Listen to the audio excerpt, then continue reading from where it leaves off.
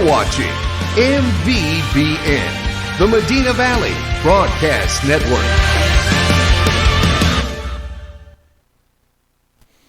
Good evening and welcome to Panther Stadium here at Medina Valley. Medina Valley getting ready to start district play here. Taking on the Lockhart Lions, I'm Jared Lucky along with Maury Stein and Jeff Stivers, and we're here to bring you all the action in the opening district game tonight. Lockhart comes in with a 2-1 record coming off a loss against Burnett last week. Medina Valley 1-2 coming off a win against the Hondo Owls right here at Panther Stadium. 41-14 was the final score. And Maury, it should be a pretty good opening to district here this evening. Beautiful evening here in South Texas. Beautiful Friday for the start of district play. Medina Valley coming in off of a win. Lockhart coming in off of a loss. But the record is on the plus side for Lockhart, 2-1 on the minus side, 1-2 for Medina Valley. But got that big win under the belt last week, Jared, against a rival that you throw away the record books whenever Hondo and Medina Valley play because of the history between the two teams. But a lot of positive things came out of last week, especially a win. But still some of those kind of negative things with the too many yellow flags once again, and you know, need to shore up that side and don't put yourself back behind down in distance. And I think the Panthers will be on the right track. Yeah, I think you're right, Maury. We talked a lot at halftime last week about how Medina Valley had cleaned it up penalty-wise, and then in the second half started making some of those, you know, and they weren't the false starts and things like that. They were personal fouls, unsportsmanlike conducts, and those are the things that you really can't have, especially now starting district play where these games count, and especially how we talked about, you know, there's 5 teams vying for 4 spots, and here you are with Lockhart and Medina Valley. This very well could be one of the teams for the 4th spot. Hopefully not. Hopefully they can finish in the 1st, 2nd, or 3rd spot up there, but you never know. This could be the game that determines whether you make the playoffs or not later on. It absolutely could. And then the other big matchup tonight is the Tivy Antlers against Burning Champion. And Burning Champion, their quarterback Luke Boyers did not finish the game last week. He went out in the 4th quarter. So word is that he's going to suit up. There's no way that he would miss that game, but how effective will he be? We'll have to see. We'll keep you updated as the night goes on that score. But to get back to our Medina Valley Panthers, Jared, this is probably the healthiest the Panthers have came into district play in many, many years. I do not think there's any significant injuries. Want to just go back one more time and address the white elephant in the room, the yellow flags. And you mentioned it. It's not the 5-yard penalties, it's the personal foul penalties, the unsportsmanlike conduct penalties that keep drives alive for the opposing team. And that was the case last week. Hondo scored twice after Medina Valley committed a personal foul on unsportsmanlike conduct where the ball would have changed over, kept the drives alive for Hondo, and that's where they produced their 14 points. Yeah, you're absolutely right, Maury. It would have been 4th down, and Hondo would have had to punt the ball or go for it on 4th down, and instead Medina Valley gave them a 1st down because of that, and they ended up scoring on both of those drives. We're going to go ahead and take a break, and then we will come back and talk a little bit more about the upcoming game here between Lockhart and Medina Valley. You're listening to Panther Football, brought to you by North Park Chevrolet, and we will continue here in just a moment. This is MVBN, the Medina Valley Broadcast Network. Come see why North Park Chevrolet is San Antonio's highest-rated Chevrolet dealership. You'll get upfront posted pricing with no surprise dealer add-ons on over 500 award-winning vehicles, like a new 2020 Colorado Crew Cab V6 posted at just $24,999, or a 2019 Silverado Crew Cab V8 Texas Edition, lease for $350 a month with 0 down, or get 0% financing for 72 months. Plus, get a no-charge spray and bed liner and window tint. With deals like these, it's easy to see why more people are buying from North Park Chevrolet than ever before. Find new roads and experience Chevrolet, the North Park Way. A J.D. Power 2019 Dealer of Excellence for the customer sales experience. 10 minutes outside Loop 410 in Castroville or at npchevy.com. Highest rated dealer based on sales volume and customer satisfaction. Call 210-640-3184 for full price details. For J.D. Power 2019 DOE information, visit jdpower.com/DOE. Headed out to the game? Then make a stop at your local Valley Mart convenience store. With 12 area locations, Valley Mart is always right around the corner. Fuel yourself and your vehicle with quality branded gas and diesel, snacks, and fountain drinks. Always convenient, well lit with clean restrooms. Valley Mart, family owned and operated since 1984, and a proud supporter of Medina Valley athletics and area youth sports for over 30 years. Garner Abstract and Land Company, a title company with professional service and a personal touch. Garner services real estate transactions, buying, selling, and construction loans for commercial and residential. They specialize in land development and farm and ranch. Garner, offering a commitment to professionalism, confidentiality, and personal service combined with the latest technology. Garner Abstract and Land Company will work to earn your trust. Garner Abstract and Land Company, 830-346-1367. Broadcasting for Medina Valley, the state of Texas, America, and space, a final frontier. This is the Medina Valley Broadcast Network. Welcome back here to Panther Stadium. Medina Valley getting ready to start district play against the Lockhart Lions. And Maury's going to have you the starting lineups for Medina Valley. We'll go with our defense first. The two defensive tackles tonight will be Trace Ferguson and Zach Hecker.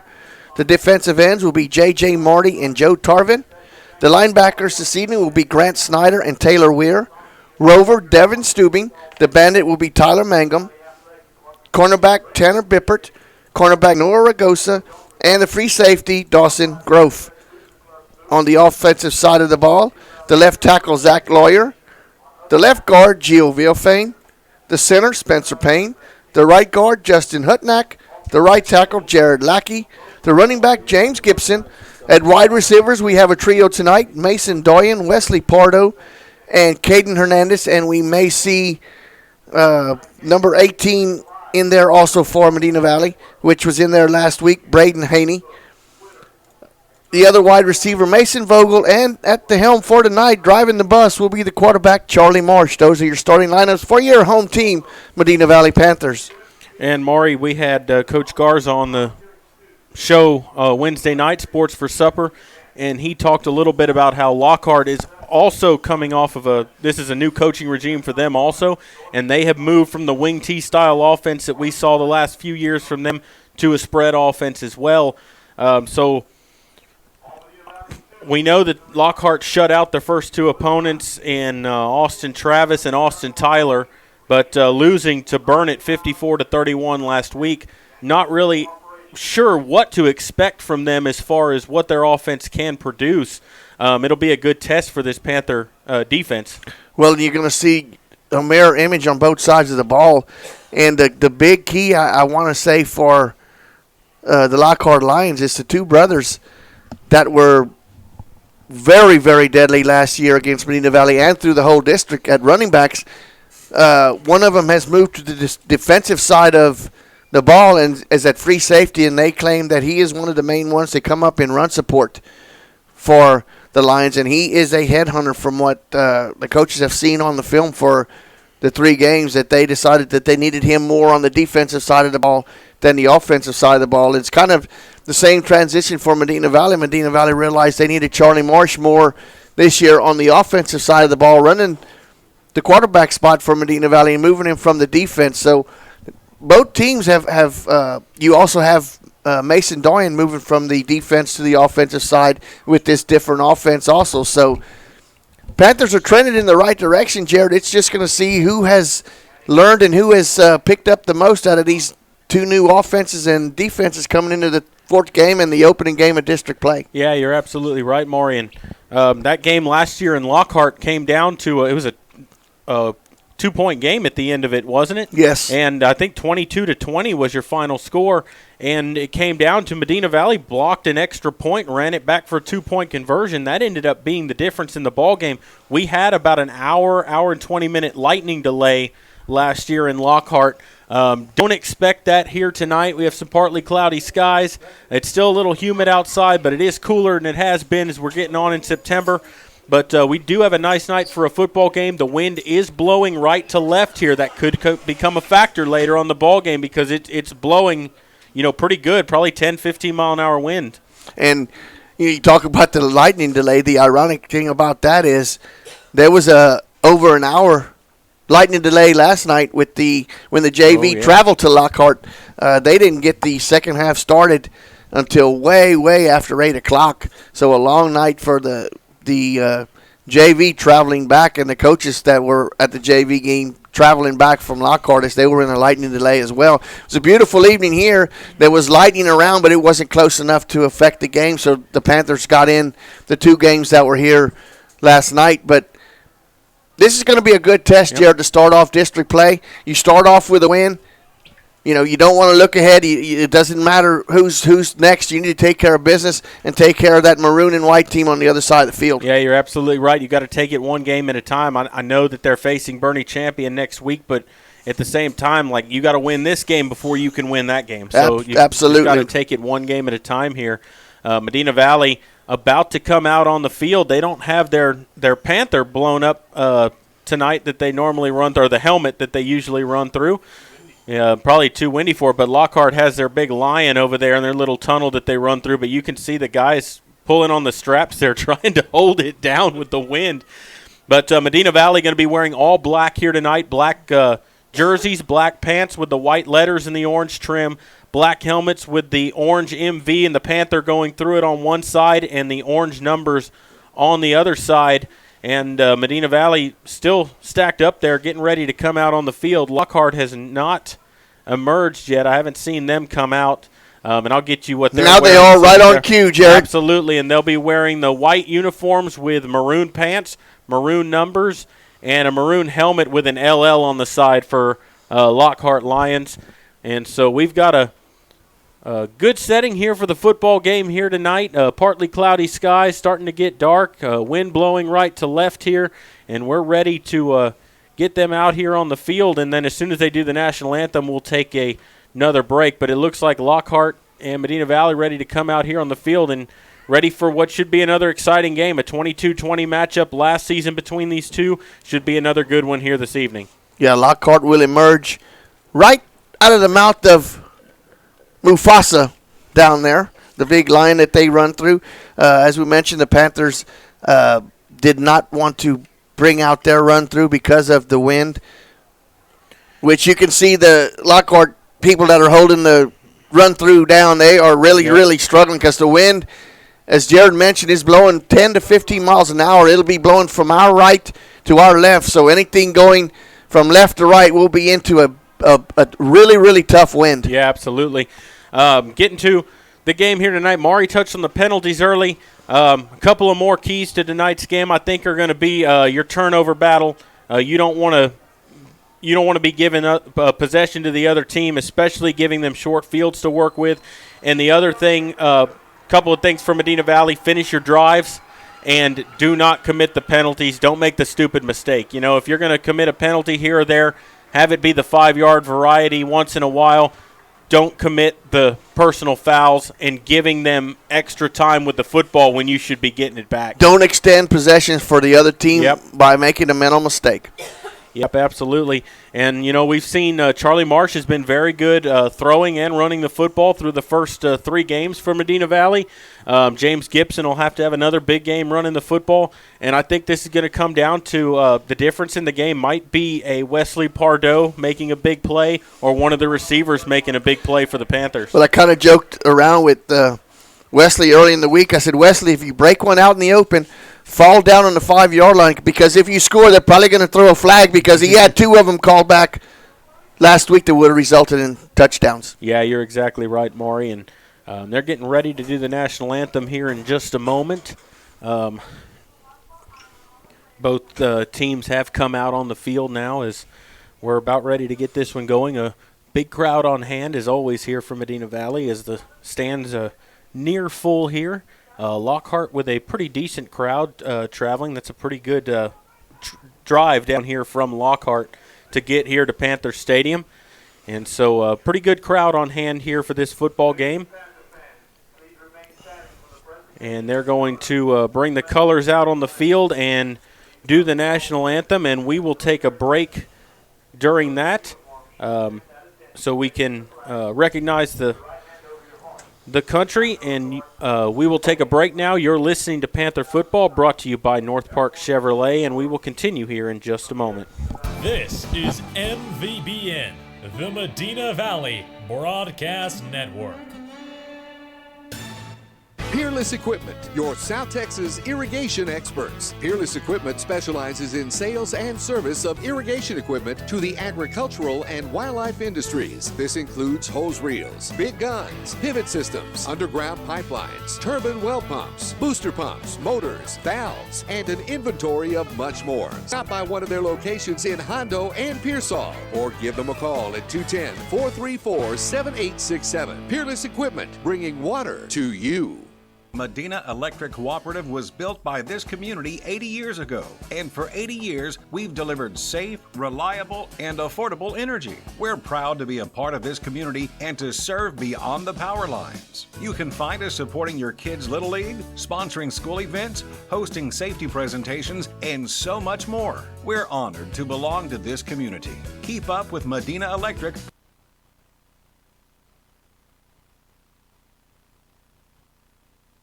Are you ready for a vacation? Tanya with Travel by Design can help you with all your vacation destination needs. At no cost to you, she can plan all of the details tailored to your unique wants and needs. So all you have to do is enjoy your vacation. Tanya is a certified expert with Disney, Universal Orlando, and California, Sandals, and all cruise lines. Give Tanya a call at 830-931-4834 or visit her Facebook page, Tanya with Travel by Design, for all the latest specials and must-do vacations. Qualifications, rules, and limitations apply. Rates, rewards, and restrictions may vary by account. Contact institution for details. Tickets, popcorn, and sodas. That'll be $35. Cash or debit? Debit! I mean, I'd like to use my debit card, please. Can I do it? Okay. All right! Swiping now! What if paying with your debit card was always this exciting? Kasasa Cashback is a free checking account that pays you for everyday debit card purchases every month you qualify. Plus, with ATM withdrawal fee refunds nationwide, that's a lot of extra cash to spend on whatever you like. Ask for free Kasasa checking at Community National Bank. Member FDIC. Nothing but the best sports coverage for Medina Valley. It really grows on you, doesn't it?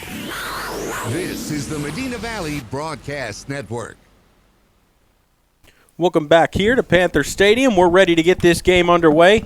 We got the captains for each team. Number 75 for the Lockhart Lions. That is Faustino Gonzalez. Number 6, Elijah Sanchez. And number 2, Devon Dillard Williams. And for Medina Valley, you have number 71, Zachary Lawyer, number 75, Moses Cortez, number 63, Zach Hecker, and number 5, Tanner Bippert are your 4 captains for Medina Valley out there for the coin toss. And as soon as they get that flipped and know what's going on, we'll let you know who's going to be getting the ball and which way they're going to be going here as we're ready for kickoff of district play. I think we had one of those captains last night, didn't we? We had Moses there last night, didn't we? Yeah, we did. Or Wednesday night, Wednesday night, yeah, he was there. One of the talking about how he wants to get his first pancake block this year, which is good. Yeah, because he said he likes to pass block a little more, yeah. Which that's kind of odd. I mean, because a lot of them want to get down there and hit somebody. But yeah, he was talking a lot about the way they use their hands and their footwork and stuff. So we'll see if that how that comes out here in this game against Lockhart here. And it looks like Medina Valley won the toss and have deferred to the second half. So Lockhart's going to be getting the ball first to start this ball game. And we'll see which way they'll be going here. Not too tough a choice for the Panthers. You're probably putting your stronger side of the ball on the field for the Panthers, which is the defensive side of the ball. Not saying the offense isn't that tough either, but the defense is probably your stalwart right here to start the season. And so Lockhart will get the ball. They will be moving left to right to start the ball game, so they'll be going into the wind to start the first quarter. And we're ready to get things going here as the Panthers kicking team about to come out on the field, and we're ready to start district play here between Lockhart and Medina Valley. We had a card last week of the officiating crew. They did not give us one tonight, so we do not know who they are, but it is another 7-team unit out there for the men that are wearing the stripes, so Hope it's a clean game, and let's hope they don't have to worry about getting in too many conferences and throwing too many flags. Yeah, absolutely, Maury. And I'd like to update everyone on the volleyball. Medina Valley took on Somerset this evening, and Medina Valley swept them 25-21, 25-4, and 25-15. So the Panthers coming away with a 3-set sweep of Somerset and continue their winning ways after that defeat against Harlan. They got back on track now. 2 straight sweeps for the Panthers. Got a big district matchup next Tuesday night, and I believe it may be live here on Medina Valley Broadcast Network against Floresville. Yeah, absolutely. I think that's going to be the second volleyball broadcast of the season. Dwayne Garza will be there calling all the action for you. And Pablo Sandoval for the Panthers has the ball teed up, and he's ready to boot it away. Looks like number 2 for the Lions, Dillard Williams, and number 80, I believe that's number 84, Pavel Rivero back deep to receive. And it is a end-over-end kick that is going to go into the end zone for a touchback. And so they'll get the ball 1st and 10 from the 25-yard line, I believe. And so that can't beat that with the wind at your back, kicking it through the end zone. No return. You got to love it, especially when you know the speed that's on the other side. Yep, absolutely. And so we'll see that Panther defense come out here first to face this revamped Lockhart offense. They ran the wing T, as did Medina Valley last year. Now they're coming out with the spread offense. Looks like their quarterback is going to be number 10, Jackie Edwards Jr. They'll be set up with 3 wide receivers. Takes the first snap. He's going to hand the ball off directly up the middle. And he falls forward for a pickup of 3 yards on 1st and 10. It'll bring up 2nd down and 7. Joe Tarvin and Weir on the stop there for Medina Valley. That's number 18, Jordan Garcia on the carry. They'll spread it out here with 3 wide receivers again. Takes the snap, hands the ball right up the middle. Garcia again, and this time Medina Valley right there stops him for no gain. It'll be 3rd and 7. Tried to challenge the right side of Medina Valley's line. No going there. Taylor Weir, Grant Snyder, and Zach Hecker on the stop for Medina Valley. First 2 plays, basically the same play, right between the guard and the center right there, and not anything going. 3rd down and 7 here upcoming. Need to get off the field right here. Edwards with split backs, 3 wide receivers here for the Lions. Out of the shotgun, takes the snap, hands the ball off, coming left side, and he's dropped right away. That was Datron Ellison getting dropped for a loss. It'll be 4th down. Grant Snyder from the linebacker spot just shot the gap there. Back hit him behind the line of scrimmage, a loss of 1. Good opening series for the defense. Yeah, that was number 3, Datron Ellison on that carry. First time we've seen him tonight. And he's dropped for a 2-yard loss. 4th down and 9 upcoming here. And Lockhart going to punt it away. Tanner Bippert back deep to receive for the Panthers, standing at his own 42-yard line. Punt is away. High spiral kick into the wind that takes a Lockhart bounce and will roll dead down around the 33-yard line. And that's where the Panthers will start, 1st and 10 from their own 33. But a good defensive series there for the Panthers. 3 plays, only allowed 1 yard, and they get the 3 and out. And that's exactly what the Panthers wanted to do when they deferred to the second half. Put the defense out there, a quick 3 and out. Let's see if your offense can get something going here. And so the Panther offense will come out straight to the line. Charlie Marsh out of the shotgun. James Gibson, his lone back. They come out with 4 wide receivers, 2 on each side of their formation as they move right to left. 10:21 to go first quarter. Marsh takes the snap, hands it to Gibson, trying the right side of the line, and he gets stood up and then tackled by about 3 Lockhart defenders. No gain on the play. It'll bring up 2nd down and 10. Leading the charge there for the Lions was number 44, Eddie Tukar. Now remember him from last year. Tukar was all over the field last year for the Lions. So 2nd down and 10 upcoming. Garrison Garza checks into the ball game as he'll bring the play in from the sideline. Talked to him on Wednesday night about having that duty, bringing the plays in from Coach Crisp on the sideline. They'll send 3 wide out to the left here. Gibson the lone back again. Now they'll send Pardo in motion right to left, hands it to Gibson up the middle, hits the line and gets stood up and pushed back for a no gain on the play. They'll give him forward progress to the line of scrimmage. 3rd down and 10. A good job closing those holes by the Lockhart defense. Yeah, 51. Elias De La Cruz leading the charge there for the Lions. 2 carries for Gibson, 0 yards. Yeah. Well, and they saw a good dose of him last season, so they know exactly what he's capable of doing. So here come the Panthers on 3rd and 10, 2 wide on each side.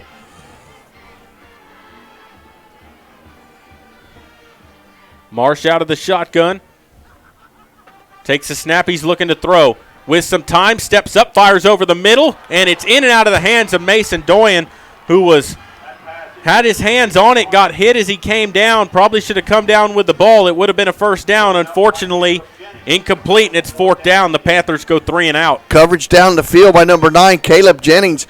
Good coverage. As soon as Mason tried to bring it in, he slapped the ball right out of his hand. So good coverage by the free safety there for the Lions. Clendenin ready to punt it away. Dillard Williams back deep to receive. A high spiral punt that will be fielded around the 25-yard line. Starts upfield to the 35 and gets hit and knocked down hard by number 15 for Medina Valley. That's Seth Bullard on the tackle. And it'll be 1st and 10 Lockhart right around the 40-yard line. Bullard has made his presence known on those special teams. Yeah, absolutely. On some kickoffs last week, a few punts. So it'll be 1st and 10. They'll spot the ball at the Lockhart 36-yard line. They'll come out here with 3 wide receivers out to the right. Takes a snap. Keeps it himself. Going to the left side with some room to run. Gets about 6 yards, and then he's thrown to the ground. We'll see where they spot him, but it'll be 2nd down and about 4 to go. Taylor Weir on the stop for Medina Valley. So Edwards keeping that himself. Picks up 6 yards. It'll be 2nd down and 4. Right back to the line of scrimmage for the Lions. 3 wide out right this time. Out of the shotgun, takes the snap. Keeps the ball himself again. Makes a couple of men miss up across the 45. Spins to about the 47-yard line. It'll be 1st down for the Lions. Dawson Grove on the stop for Medina Valley. Picks up about 6 more yards. It's going to be 1st down and 10. Ball at the 48-yard line of Lockhart. They come right back to the line. 2 wide on each side. Edwards takes it, rolling left, looking to throw. Fires complete out to the left side, and he's hit and taken down right away, but not before a gain of 6 yards. And another 2nd down and 4 upcoming. Tyler Mangum on the stop for Medina Valley. Good gain on 1st down. Looks like they'll give him a 5-yard gain only. 2nd down and 5 now. Ball at the Medina Valley 47-yard line. 3 wide receivers here for the Lions. Takes the snap. Keeps it himself left side. Flag comes in. Looks like it's probably going to be a hold. Right in the middle of the field. That's usually what it is. Quarterback keeper would have been short of the 1st down, but let's see what the flag is. You got a hold against Lockhart. So they'll move them back, and that'll help things out here because Lockhart was getting a little bit of momentum, picking up about 5 or 6 yards of play. Yeah, the offensive line was getting good push on this 2nd series for the Lions. That number 73 they have down there, that's Andrew Lacomia, a sophomore on the offensive line. He is a big boy down there, right in the center for Lockhart. So Edwards out of the gun here with split backs, 3 wide receivers. Takes the snap, hands the ball off left side to Ellison, makes 1 man miss, but he gets strung out to the sideline. Maybe got a yard or 2. We'll see where they spot him, but it's going to be 3rd down and long. Tyler Mangum first there for the Panthers, stretched him out wide, and then Taylor Weir finished him off, running him out of bounds. Probably no gain on that play. Jared's going to bring up now a 3rd down and about 15. Yep, 3rd down, 15 to go here. Medina Valley just needs to keep everything in front of them here and make a tackle and keep them from getting that 1st down here. So here we go on 3rd down and long. 3rd and 15, takes the snap. They're coming after him. They set up a screen pass right in the middle, and it is eaten up by Medina Valley's defense. No gain on the play. 4th down. Your 2 linebackers right there. Johnny on the spot. Snyder and Weir did not have any part of that screen pass, and the Panthers snuffed that out. No gain. Yeah, as soon as he caught that, both linebackers were right there to drag him down. Did a good job, and it's 4th down, and Lockhart will have to punt for the second time in the ball game. Costly penalty. Yeah, absolutely. Takes the snap, punts it away, a line drive into the wind that didn't kick well. It's going to go out of bounds around the 30-yard line. We'll see where they spot it, but it'll be 1st and 10 Medina Valley from, it looks like, the 31. Lockhart had something going there. They would have had a second down and about 5. The holding penalty put them back behind the sticks, and Medina Valley's defense rose up to the occasion. No gain on 2nd and 3rd down. Forced another punt for the Lions. Second possession coming up now for the Medina Valley Panthers. Yeah, they picked up 5 and 6 yards, 3 consecutive plays, and then on that penalty they would have had a 4-yard gain there in 3rd and 1. Instead, it was a 10-yard penalty, made it 2nd and 15, and couldn't get anything going. Medina Valley out of the shotgun here to start things on 1st down. They're going to hand it to Gibson coming to the near side, and actually Marsh kept it himself, but he's not going anywhere. Actually dropped for a loss. It'll bring up 2nd down and 11. Cole Walker, the outside linebacker, on the stop for the Lockhart Lions. 6:35 to go, first quarter. No score yet in the ball game. And Panthers have minus yards here. 1 yard of offense, I believe. Minus 1. And just not getting the push off the offensive line here early in the ball game. Lockhart's doing a good job. Out of the shotgun here, different quarterback in the ball game. They hand it to Pardo going right side with some room to run. Turns the corner, 1st down and a little more. Gets it out across the 45 to about the 47-yard line. Picks up about 15 yards there. The best play so far for the Panthers. Jesal Batres on the stop for the Lockhart Lions. First positive play there for Medina Valley. Yeah, absolutely. And get their first down of the ball game. Gets it up to the 47-yard line. 1st and 10 from there with 5:57 and counting to go first quarter.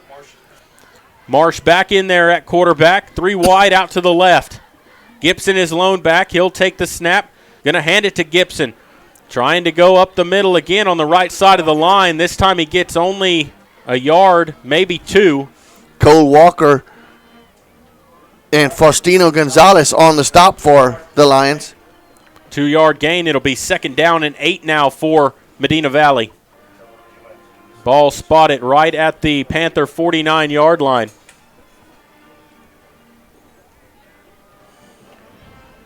And so Medina Valley comes back to the line here. They do run the spread, but they want to control the clock, unlike what we've seen from Lockhart trying to hurry up their offense. 2nd down and 8, Pardo in motion. Marsh going to keep it himself, and he gets across midfield. Or actually, they'll spot him right at midfield, a gain of 1. It's going to be 3rd down and 6. 2-car dragging Marsh down from behind. Minimum gain, 3rd and a long 6. Yep, 3rd down and long 6, 3rd and 7 coming up here for the Panthers. Ball spotted at the 50-yard line. They'll need to get to the Lockhart between the 43 and 44-yard line to pick up this 1st down. Out of the gun here with 4 wide. Marsh from the gun takes the snap, looking to throw, sets up, fires, right side complete, short of the sticks, trying to spin around, but he's going to come up about 2 yards shy of the 1st down. Braden Haney could not break the tackle, no yards after the catch. That was George Renteria on the coverage. And see what the Panthers decide here on the 45. It's 4th down and 2. They're either going to go for it or they're going to pooch punt it and try to pin them deep here. Maybe try to draw them off sides. But they are going to come to the line like they're going to go for it. James Gibson, the lone back. 4 wide receivers here for the Panthers. It is 4th and 2 from the Lockhart 45. And they got some movement there. The flags fly in. Marsh going to let it fly deep down the left side, and he overthrows Doyen out of bounds. But I think you're going to get the offside and the 1st down. I think it was a free play, and Marsh just aired it out to see if Mason Doyen could make a play down the field. The throw was thrown to where nobody could catch it. But why not go for a home run when you got a free play? No, and give Spencer Payne the credit there because a Lockhart player moved in the neutral zone, and he snapped the ball and stood up because as soon as he did that, they're offside. Because I don't think that he was supposed to snap the ball right there. Not that quick. No. But a heads-up job. And it is offside against Lockhart, so 1st down Medina Valley. So 2 penalties in this ballgame, both against the Lions so far, and it's stalled out a drive and kept the Panther drive alive. So the second first down now for the Panthers. Ball moves to the Lockhart 40-yard line. 4:14 to go here in the first quarter.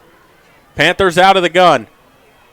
2 wide out right, 1 to the left side. Gibson the lone back. They'll send Pardo in motion. Gives it to him. Tries to cut it up the middle. Flags fly and he busts loose. And he's in the open field and he's gone. Pardo's going to go for a touchdown, but there is a flag back here. 2 flags, actually, 1 on each side of the field. And poor Wesley Pardo, again, he had 2 called back last week for touchdowns, and he's going to have another one right here coming back. Yeah, they're moving the Panthers, telling them to come back. Oh, my. And, I mean, he was bottlenecked right at the line of scrimmage, somehow bounced outside, found room to run, and blew by everybody. But it's illegal formation against the Panthers. And so that will negate points on the scoreboard and move the Panthers back. It's going to be first down and 15. Not enough guys on the line of scrimmage. And it's just that's one of those penalties where there's not enough guys on the line. You got to know your personnel that's out there and know where you're supposed to be. First and 15 here. That's the first penalty against the Panthers in the ball game. And it was a costly one, a 6-point penalty. Out of the shotgun, Marsh with 4 wide receivers. Hands it to Gibson right side with some room to run. He's going to get back to the original line of scrimmage and more. Picks up 10 yards. It'll bring up 2nd and 5. Alex Thompson tripped him up, but Gibson with a good head of steam gets the yardage back plus 5 more. Yeah, and that's his best carry of the night so far. So Gibson getting around that right side of the line. And 10 yards, I believe that's the longest play the Panthers have had all night. Yeah, other than that Pardo run earlier where he got about 13 on their first down. First down. And 2nd down and 5 coming up here. 3 wide out to the left for Medina Valley. 1 out to the right side. Marsh out of the gun with Gibson. Takes a snap, going to throw. Fires right side, complete to Doyen. And he's going to be close to the first down as he wrestles for the yardage. And he's going to get the first down right there. So good pass and catch from Marsh to Doyen. First down for the Panthers. Mason went a step past the line needed for the first down. Brought it in. 21 on the coverage there. No yards after the catch, but Doyen knew exactly where he wanted to go. Castillo on the stop there for the Lions. 1st and 10. Ball at the 29-yard line of the Lockhart Lions. 2:55 to go here in the first quarter. Medina Valley eating the clock and keeping this drive alive. They hand it to Gibson, makes one man miss. He has nowhere to run, and he gets hit probably harder than I've ever seen him, and there is a flag laying back here. Was it a flag? That was not a flag. One of the players picked that up. It might have been his towel, but he's going to lose a couple of yards, and it's going to bring up 2nd and 12. Williams on the stop there. That might be the hardest I've seen Gibson take a hit. Well, and they caught him going lateral instead of vertical, instead of forward, and Williams put a good shot on him. Just no black jerseys around to help Gibson out right there. 2nd and 12 here. Ball back at the 31. Marsh to throw. Fires right side. Complete, number 17. Going to pick up about 5 or 6 yards there. Vogel with the catch for Medina Valley. Junior Mason Vogel on the reception. It's going to bring up 3rd down and about 7 here. Thompson on the stop for the Lockhart Lions. 4-down territory probably. You got a new kicker who can kick it, and he's with the wind. Yep. So not sure if he's in range yet, but you never know. So here on 3rd down and 7. Medina Valley to the line here out of the shotgun. 3 wide receivers here looking to throw. It's going to be a quarterback draw. He's got a little bit of room, makes a cut up field. He's going to be short of the first down by about 2 yards. Decision time now for the Panthers. 2 call on the stop. You got a 4th down and a long 2, and it looks like the Panthers, no doubt about it, they are going for it here. Number 15, Bullard, brings in the play from the sideline. It's 4th down and 3. He needed 7 yards, and he picked up 4. Minute to go first quarter. Medina Valley looking to keep this drive alive. They kept it alive once on 4th down with an offside penalty. We'll see what they can do here against the Lions on 4th and 3. Takes the snap, hands it to Gibson, cuts it up. He's got the first down and more inside the 10, lays his shoulder down. He gets down to about the 5-yard line. Big hard run by James Gibson. It'll be 1st and goal for the Panthers from the 5. That time Gibson got the best of Thompson. Yeah. It was just opposite the run before by Gibson. This time Gibson's moving north and south instead of east and west, and it made a big difference. And don't think he didn't know. He knew exactly who he was lowering his head at. So 1st and goal here for Medina Valley. Ball at the 5-yard line. Just under 30 seconds to play here in the first. They'll come with 4 wide, 2 on each side of the formation here. They'll send Pardo in motion, flips it to him, cuts it up the field, and he's going to get bottled up and stopped. Maybe got a yard on the play. It's going to be 2nd and goal from the 4. And that's going to be the last play of the first quarter. Tukar and De La Cruz on the stop. Panthers have something going here as we change sides. Yeah, and that will end the first quarter of play. So your score after 1, Medina Valley 0, Lockhart 0. You're listening to Panther Football, brought to you by North Park Chevrolet. We'll continue in just a moment. MVBN. Security State Bank, your financial partner since 1925 with one simple goal, to be the best bank possible to the families and businesses of South Texas. Check out Security State Bank's competitive rates and services from local people you know and trust. Serving South Texas with 7 convenient locations, including 1726 Highway 90 East in Castroville. Call 830-538-9898 or online at securitystbk.com. Equal housing lender. Member FDIC. Who has the best sports coverage for Medina Valley? We do. Any of this getting through to you, son? This is the Medina Valley Broadcast Network. We're back here at Panther Stadium as we go to the second quarter. No score yet in the ball game, but Medina Valley threatening. They'll have it 2nd down and goal from the 4-yard line. Moving left to right now into the wind here in the second quarter. And so we'll see if the Panthers can finish off this drive. They've had 4th down twice on it, kept alive the first time by an offsides penalty against Lockhart. Second time, James Gibson burst through with about a 15-yard run, had him 1st and goal at the 5-yard line. Some score updates from around the district for you. In the first quarter, Alamo Heights leads Kennedy 14-0. Uvalde leading Memorial 7-0 in the first quarter, and Kerrville-Tivy leading Bernie Champion 7-0 with 6 minutes to go in the first quarter. 0-0 score here as both teams come out of the timeout here. It'll be 2nd down and goal for the Panthers from the 4-yard line. Panthers moving left to right. They'll come out here with 3 wide out left, 1 to the right side. Gibson the lone back. Pardo in the slot to the left. He goes in motion left to right.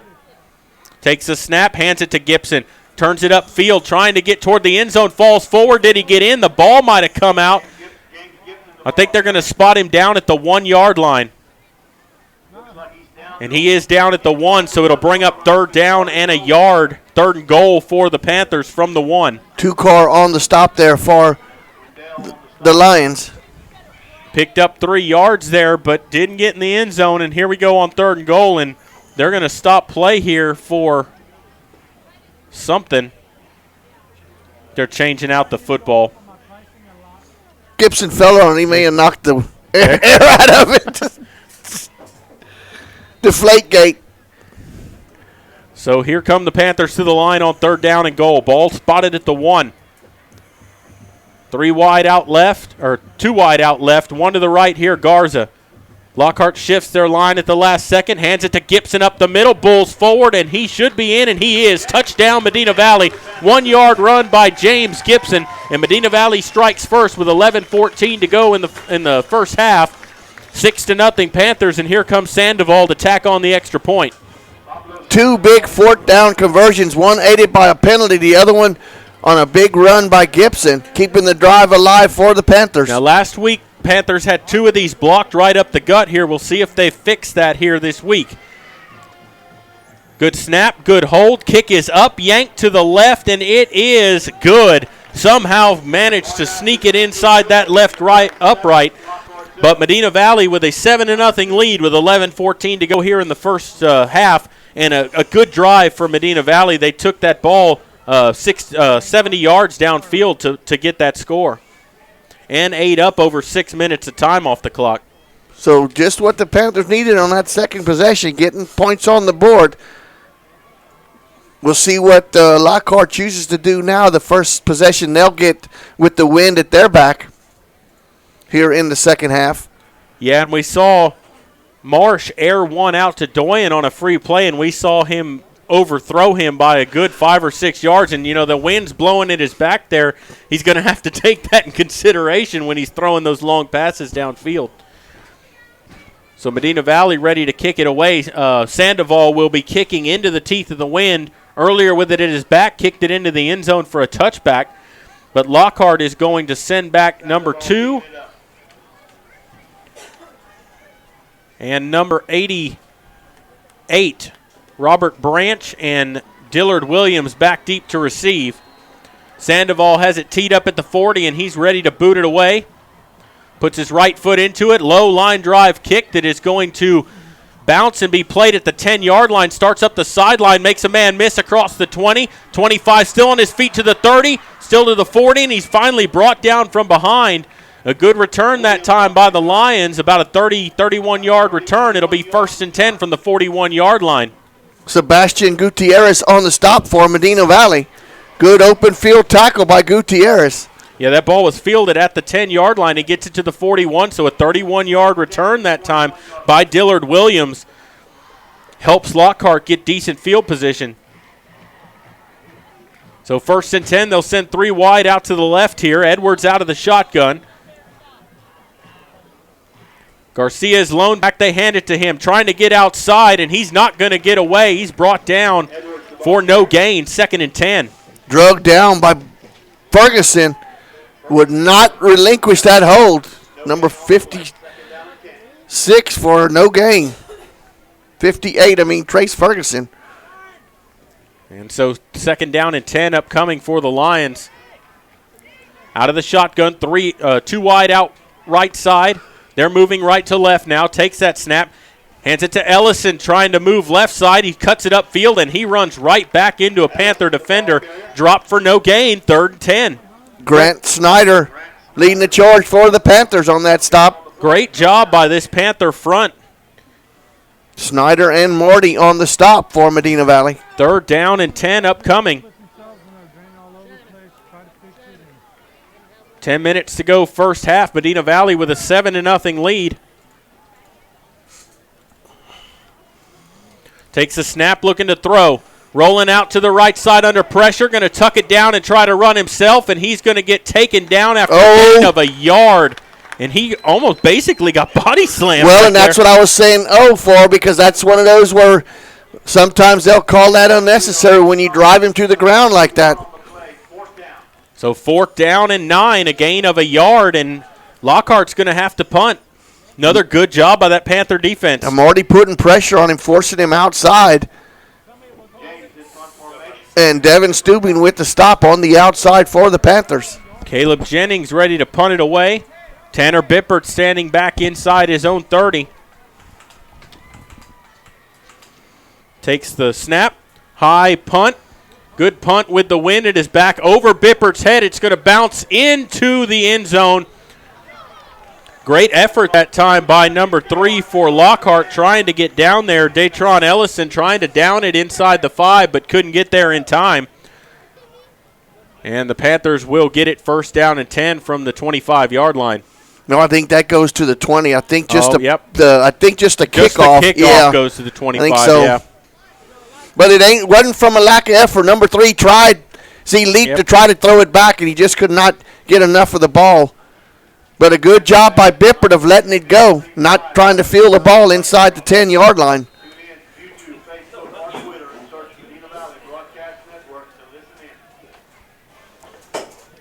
So out of the shotgun, 1st and 10. Ball at the 20-yard line of Medina Valley. 9:38 to play, first half. They come with split backs this time, 2 wide receivers. They're going to hand it to Pardo, left side.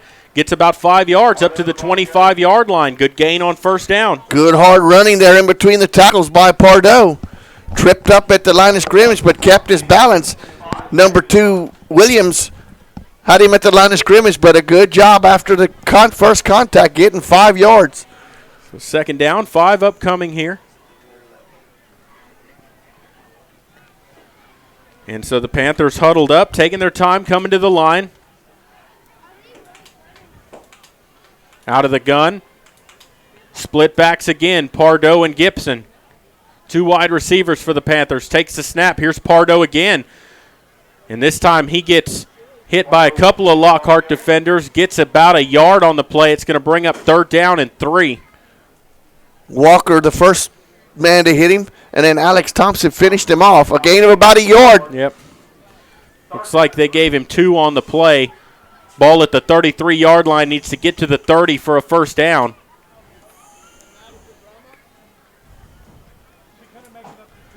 With 8:28 to go first half, Medina Valley looking to convert here on 3rd down and keep this drive alive.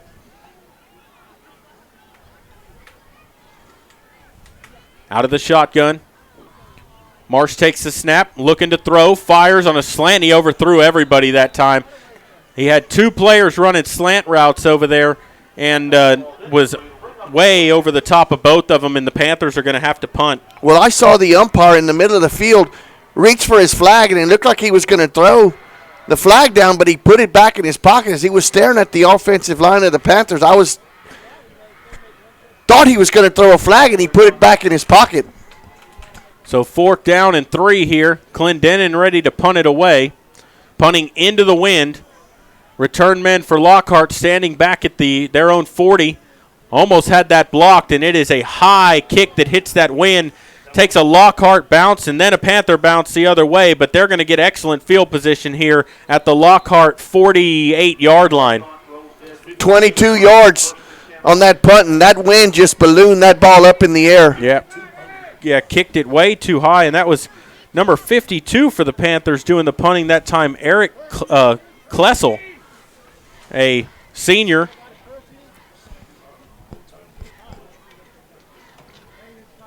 Good starting field position for the Lions here on the plus side of the field, the 48 of Medina Valley. And so on 1st and 10, Lockhart comes out here in the gun. 3 wide receivers, takes the snap, hands it to Ellison, trying to right side, spins around, and he's dropped after a gain of 2 yards. It'll be 2nd down and 8. Tripped up right behind the line of scrimmage by number 21, Weir. Managed to fall forward for about a yard and a half. We'll give him 2. So 2nd down and 8 upcoming here. Ball at the Lockhart, or rather at the Medina Valley 44-yard line. Lions moving right to left. 7:32 to play first half. Takes the snap.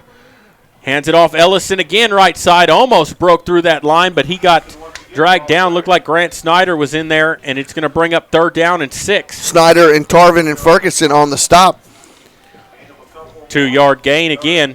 And that time it looked like the running back on his own bounced it outside. They were setting up the block inside, and I think he'd had a little bit more yardage, but he didn't trust his lineman. Went back outside and just minimum gain there, about 2 yards. So 3rd down, 6 to go. Out of the shotgun, takes the snap. Hands the ball off, coming near side, and he's not going to get anything, maybe 1 yard on the play. I think that was Rashawn Houston on the carry, his first carry of the evening. Grant Snyder, Marty, and Ferguson on the stop for the Panthers. Yeah, and that was number 7, Rashawn Houston, and he got a yard, and it's going to be 4th down. So after good starting field position on Medina Valley side, just 4 yards on that possession. And it looks like Panthers are playing safe here. Yeah, absolutely. You got 4th down and 6 to go, but the ball's at the Panther 44-yard line. Good snap. They do boot it away. They're going to try to pin the Panthers deep as he kicks it, and it takes a good Panther bounce and will die at the 19-yard line, and that is where they'll down it. You know, if that takes a decent bounce, they might pin him pretty deep, but fortunately for the Panthers, they got a good bounce there. Yeah, Alfredo James there, it looked like he wanted to kick it to the left side of the formation, or left side of the formation. He didn't get the roll that he wanted. It actually was like a pitching wedge and kind of backed up a little bit. Yeah, he's trying to coffin corner him is what it looked like there. Because Medina Valley was playing safe. They had nobody deep. But the Panthers will get the ball 1st and 10 on their own 19 with 6:04 to play here. And we've seen the Panthers eat up 6 minutes on a drive already. It would be great if they could do that here and finish this half off with a score going into the locker room. Marsh out of the gun. Hands it off Pardo coming to the near side. And actually, the ball's on the ground. Charlie kept it. Did he keep it? And he didn't get anywhere. He actually lost 2 yards. And if Pardo keeps that, he had a lot of room to run, but he pulled it out at the last moment. Yeah, Jaden Wendell just stuffed Charlie in the backfield. Loss of 2 on the play. 2nd and 12. And Medina Valley trying to establish that running game here, but you got to get up the field, instead of running left and right, they need to be running north and south. Because we saw only a 20-yard punt the last possession into this wind. 2nd down, 12 to go. Out of the shotgun again, takes the snap. Here's Gibson with it. Bounces it outside, maybe should have cut it up, and he's going to lose yardage too, a loss of a yard or 2. Running left and right again. Aiden Hernandez on the stop. That play was set up right off the tackle. James tried to bounce it off out wide to the right formation, and number 33 wouldn't have it. Gibson give him a stiff for him, but number 33 didn't give ground. 3rd and 15 here. 2 plays. 5-yard loss. And we saw a while ago the Panthers punting. It was only 20 yards, so field position right here. They're going to get the ball around the 40. 35 here if the Panthers don't do something here on this 3rd down. They'll send 3 wide out to the left side here. Doyen by himself out to the right. And they're going to call timeout here, or did they get a delay of game? Delay of game against Medina Valley. So that's going to back them up. Also, both teams with 3 timeouts remaining right here. You can't take them to the locker room with you. And you're going to back up. It's going to be 3rd down and 20. Yeah, Panthers have went backwards here. 3rd down and long, and Marsh throwing the ball into the wind here also. And so Medina Valley comes to the line. They'll send 4 wide receivers, 2 on either side. Ball spotted on the near hash mark as they move left to right. Now Marsh backs up. They jumped, and he's going to kick a line drive punt. And it's going to die. They punt on 3rd down again for the 2nd time this season, and they down it at the 41-yard line of Medina Valley. It's a 30-yard punt, and it's going to be 1st and 10 Lockhart from their own 41. That's the 2nd time this year we've seen them punt on 3rd down. Well, you caught them by surprise. They didn't have anybody deep. Well, you got a 30-yard punt there. Here's the thing about that. When they did it against La Vega, they downed them at the 1-yard line. When you're doing it here, you're out of your own end zone and into the wind. You're giving Lockhart the ball with 4:08 to go and 3 timeouts. Fortunately, Medina Valley's defense has been very good, but you got to step up here before the half. Out of the gun, takes the snap, looking to throw. Under pressure, steps up, going to keep it. Flags fly in for a hold most likely. Picks up 4 yards on the keeper, but we'll see what the penalty is. Grant Snyder on the stop for Medina Valley. That's usually on the offense where it's thrown right there. Unless you got a hands to the face, that would be the only thing. And it is a hold against Lockhart, so that'll help with the field position. It'll be 1st and 20 from midfield. Second big holding penalty on the Lions here in the first half. 4 minutes to play here in the half. Medina Valley with a 7-0 lead over the Lions as they come to the line of scrimmage. Out of the gun, takes the snap, throws a slant route over the middle, in and out of the hands of Jaden Garza, the intended receiver. I think he had a little Tyrannosaurus Rex hands there because he pulled back pretty quick because the free safety was coming up and fixing to let him know you're in my territory. Yeah, and he had his head looking upfield before he brought that ball in. Yeah, and that was an incomplete pass, and like you said, that probably should have been caught, but heard footsteps coming. 2nd and 20. Looking to throw again, rolling left side. He's going to throw on the run, complete and out of bounds up to about the 38-yard line. That was Garza on the catch. Picks up about 11 yards. Tomaselli on the coverage. They get the penalty yards back +1. So are they in 4-down territory from here? I would think you are. It's 3rd down and 9 right now, especially if they get even a little chunk of this back. I would think that they'd be in 4-down territory, especially with the way that their defense has played lately in this game. And I think somebody took a timeout here, and I don't know if it was Lockhart or Medina Valley, but this timeout is going to be brought to you by Garner Abstract and Design. I think they're going to say that it was Lockhart with the timeout. And, Medina Valley's, we talked about whether this is 4-down territory. The offense after that drive is kind of stalled out. Lockhart's defense has stepped up very well since that scoring drive Medina Valley had. Well, that drive was aided by the first 4th down via the penalty. Medina Valley got a 1st down, then a run by Gibson on another 4th down to keep the drive alive. But two of the drives that the Panthers have had in this first half, Jared, have went for negative yards. Yeah, you're exactly right, Maury. So here we go out of the timeout on 3rd down and 9. And now they're going to stop play again for something here. Referees want to talk something over. That was Garner Abstract and Land with the timeout there, sponsoring that timeout. And as the referees get something sorted out here. I think they were just trying to reset the play clock, I believe. 3:40 to go here in the first half. 3rd down and 9 to go. Out of the gun, takes the snap, looking to throw. Under pressure, pulls it down. Still trying to scramble, getting out to the right side now, still on the run, and he's going to let it fly. Complete over the middle for a 1st down. Number 30 on the reception. That's Noah Garcia. And all of that, and somehow he found a way to get out of all that. No ineligibles downfield, and they get the 1st down. Groff and Stubing on the stop. But that play was made by the quarterback using his feet because the Panthers had a grasp on him 3 times, and he broke away and enable himself to find the open receiver. You can't ask your defensive backs to cover the receivers that long. Edwards did a great job with his feet, buying time to get free and find somebody. They'll hand the ball off. Ellison right up the gut this time, trying to get outside, and pushes his way forward for a gain of 5 yards down to the 20-yard line. It'll bring up 2nd down and 5. Mangum and Ferguson on the stop for Medina Valley. 3:06 and counting to go first half. Lockhart overcomes that 1st and 20. And now they've got a little bit of momentum here moving the football. 2nd down and 5. Out of the shotgun, takes the snap.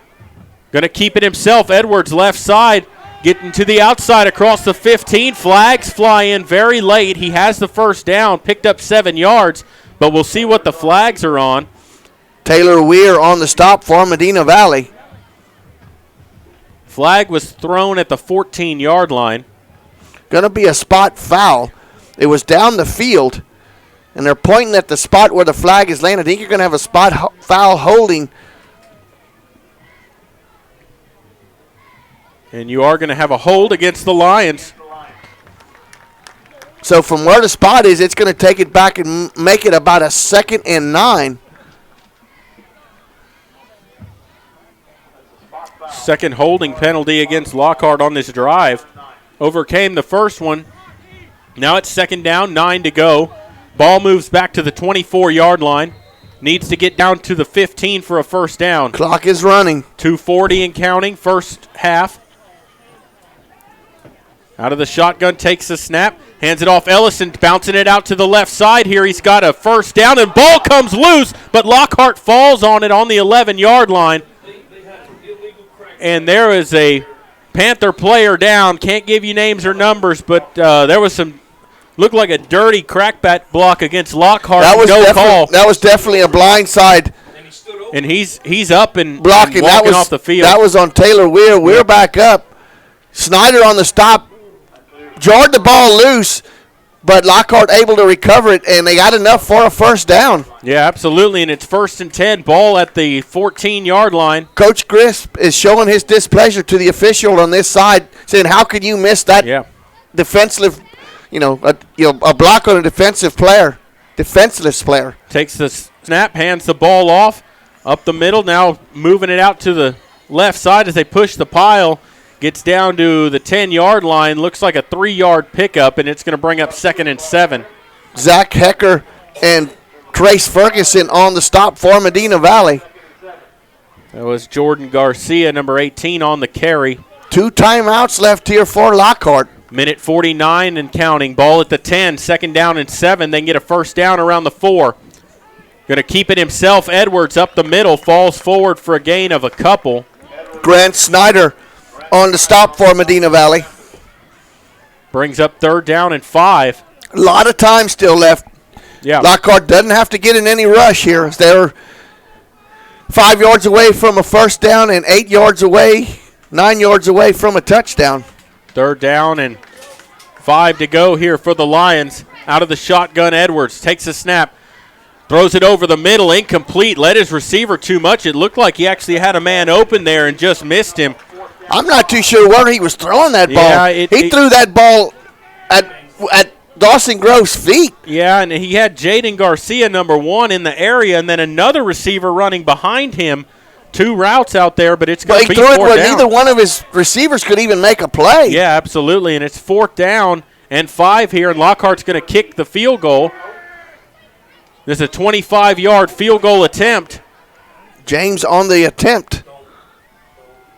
Takes the snap, puts it down, kick is up, and it is good. Wow. So with a minute 6 to go, minute 5 to go here in the first half, your new score, Medina Valley 7, Lockhart 3, and that could have been good from about 40 yards. That sailed over the scoreboard. It was wind-aided, but I tell you what, there was no doubt whether it wasn't going to be long enough. Yeah, and 7-3, your new score here. And so Medina Valley will get the ball back with a minute 5 to go. 3 timeouts remaining here, but you're going to get the and do you want to get to the break? Do you want to try to score first? Because you're going to get the ball to start the second half. So. Don't get anything cute. Don't turn the ball over. Do not give them the ball because you saw that their kicker can make it from 40 yards or in. Absolutely. You want to take this 7-3 lead into halftime, regroup, come out, you get the ball first, you're taking a 4-point lead into half.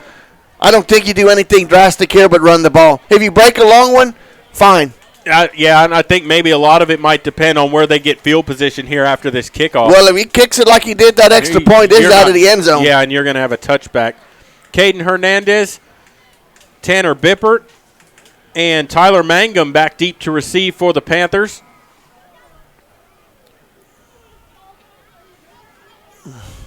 As James gets ready to kick this away.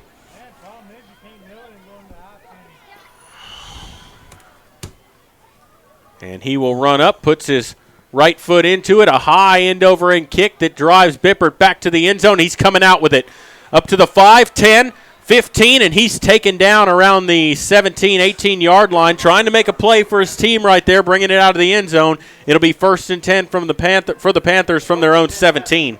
George Renteria on the special teams play for the Lockhart Lions. Panthers have 3 timeouts, but I don't think you're going to see anything too drastic right here. No, 58 seconds to go. They lead 7-3, and they're going to get the ball to start the second half. The Lions do have 2 timeouts left, but the Panthers can run out the clock here. We said this would be a hard-fought ball game, and so far it's lived up to that here in the first half. Panthers will come out here straight to the line of scrimmage with 58 seconds to go, moving left to right into the wind. Out of the shotgun, Panthers send 4 wide receivers, 2 on each side here. Gibson, the lone back, to the right of Charlie Marsh. They're going to hand the ball to Gibson, and he's not going to get much. Falls forward for a gain of 2 yards up the middle, and a timeout taken by Lockhart. Renteria on the stop. They can stop it one more time, and then the Panthers on 3rd down will be able to run 25. So Lockhart could get it with about maybe 10 seconds left. But and what they're trying to do here is make Medina Valley punt it into that wind, hope for a bad punt, and get a decent field goal attempt out of this. But this timeout brought to you by Garner Abstract and Land, and Medina Valley facing 2nd down and 8 upcoming here when they come out of the timeout. And, Lockhart trying to stop the clock here and trying to make Medina Valley And now they just ran a second off the clock here all of a sudden. It was at 50 seconds, now 49 seconds to go. It's pretty big difference when it's a 5-0 and it changes to a 4-9, not from a 4-9 to a 4-8. Yeah. It's pretty noticeable. Yeah. And so out of the timeout here, Medina Valley will huddle up, and then they'll come to the line of scrimmage on 2nd and 8. Ball at the Panther 19-yard line. Out of the shotgun. 2 wide receivers on both sides of the formation. They'll send Pardo in motion. They're going to hand it to Gibson. Got a little bit of room to run. He's going to get a first down and more up across the 35, 40. Coming to the sideline, 45, and he's brought down up near midfield. Looks like they'll spot him at the 47-yard line. Now you have some options. Now you have 3 timeouts. You got the ball on the 46. With 41 seconds to go, they stop the clock to move the chains. And they'll place the ball at the 47 of Medina Valley, and a timeout taken by Coach Crisp. And so he takes his first timeout. Timeout brought to you by Garner Abstract and Land, and Medina Valley will have, after that big run by Gibson, now all of a sudden it's 1st and 10, and you only have 53 yards to get downfield in 41 seconds. Do you take some shots here now if you're the Panthers? I think you take something underneath, maybe on a little crossing pattern, like the Panthers have shown that they've busted some yards after the catch, with Gibson across the middle or a couple of those plays. And you're going to have to get way down the field with this wind because it is actually picked up. Old Glory is blowing pretty much from the right to the left, Medina Valley into the wind. I really don't see Medina Valley attempting a field goal here unless it's really, really close. Yeah, you're right, Maury. You're going to need to break the end zone to get 6 here. 41 seconds to go here out of the timeout. Medina Valley with 2 timeouts remaining. It'll be 1st down and 10. And the Panthers huddle up, and they'll come to the line. They'll send 3 wide receivers out left. Pardo in the slot position out there. Doyen by himself out to the right. Gibson the lone back. They'll send Pardo in motion. From left to right. Takes that snap. Looking to throw. Still looking to throw, and he's going to get sacked. Back at the 45-yard line, he gets sacked. Loses 2 yards. Actually, they'll spot him at the 46-yard line, and the Panthers take a timeout right away. Faustino Gonzalez gets credit for the sack. 30 seconds left, and Medina Valley takes their second timeout, and Marsh, trying to buy some time and find somebody, but that's one of those where you just can't take the sack. You got to throw that away and just take the incompletion and move on to the next play. Now, Pardo came from the left of the formation all the way back to the right. Did that little crossing pattern like he wanted to, but there was coverage there. Charlie had to look him off and then just look too far down the field, too long down the field, and Faustino got him for the sack on the play. Yeah, and, Medina Valley using their second timeout, and again, that brought to you by Garner Abstract and Land. So Garner Abstract getting a lot of publicity here with all the timeouts here. May even see another one here. Another one, absolutely. They'll come out of the timeout here.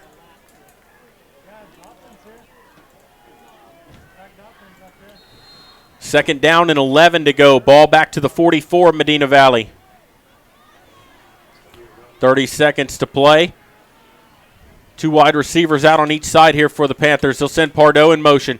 Hands it to Gibson. Flags fly in. Probably going to be a hold against the Panthers. And we'll wait and see what the call is here. 25 seconds to go. Gibson got no gain on the play.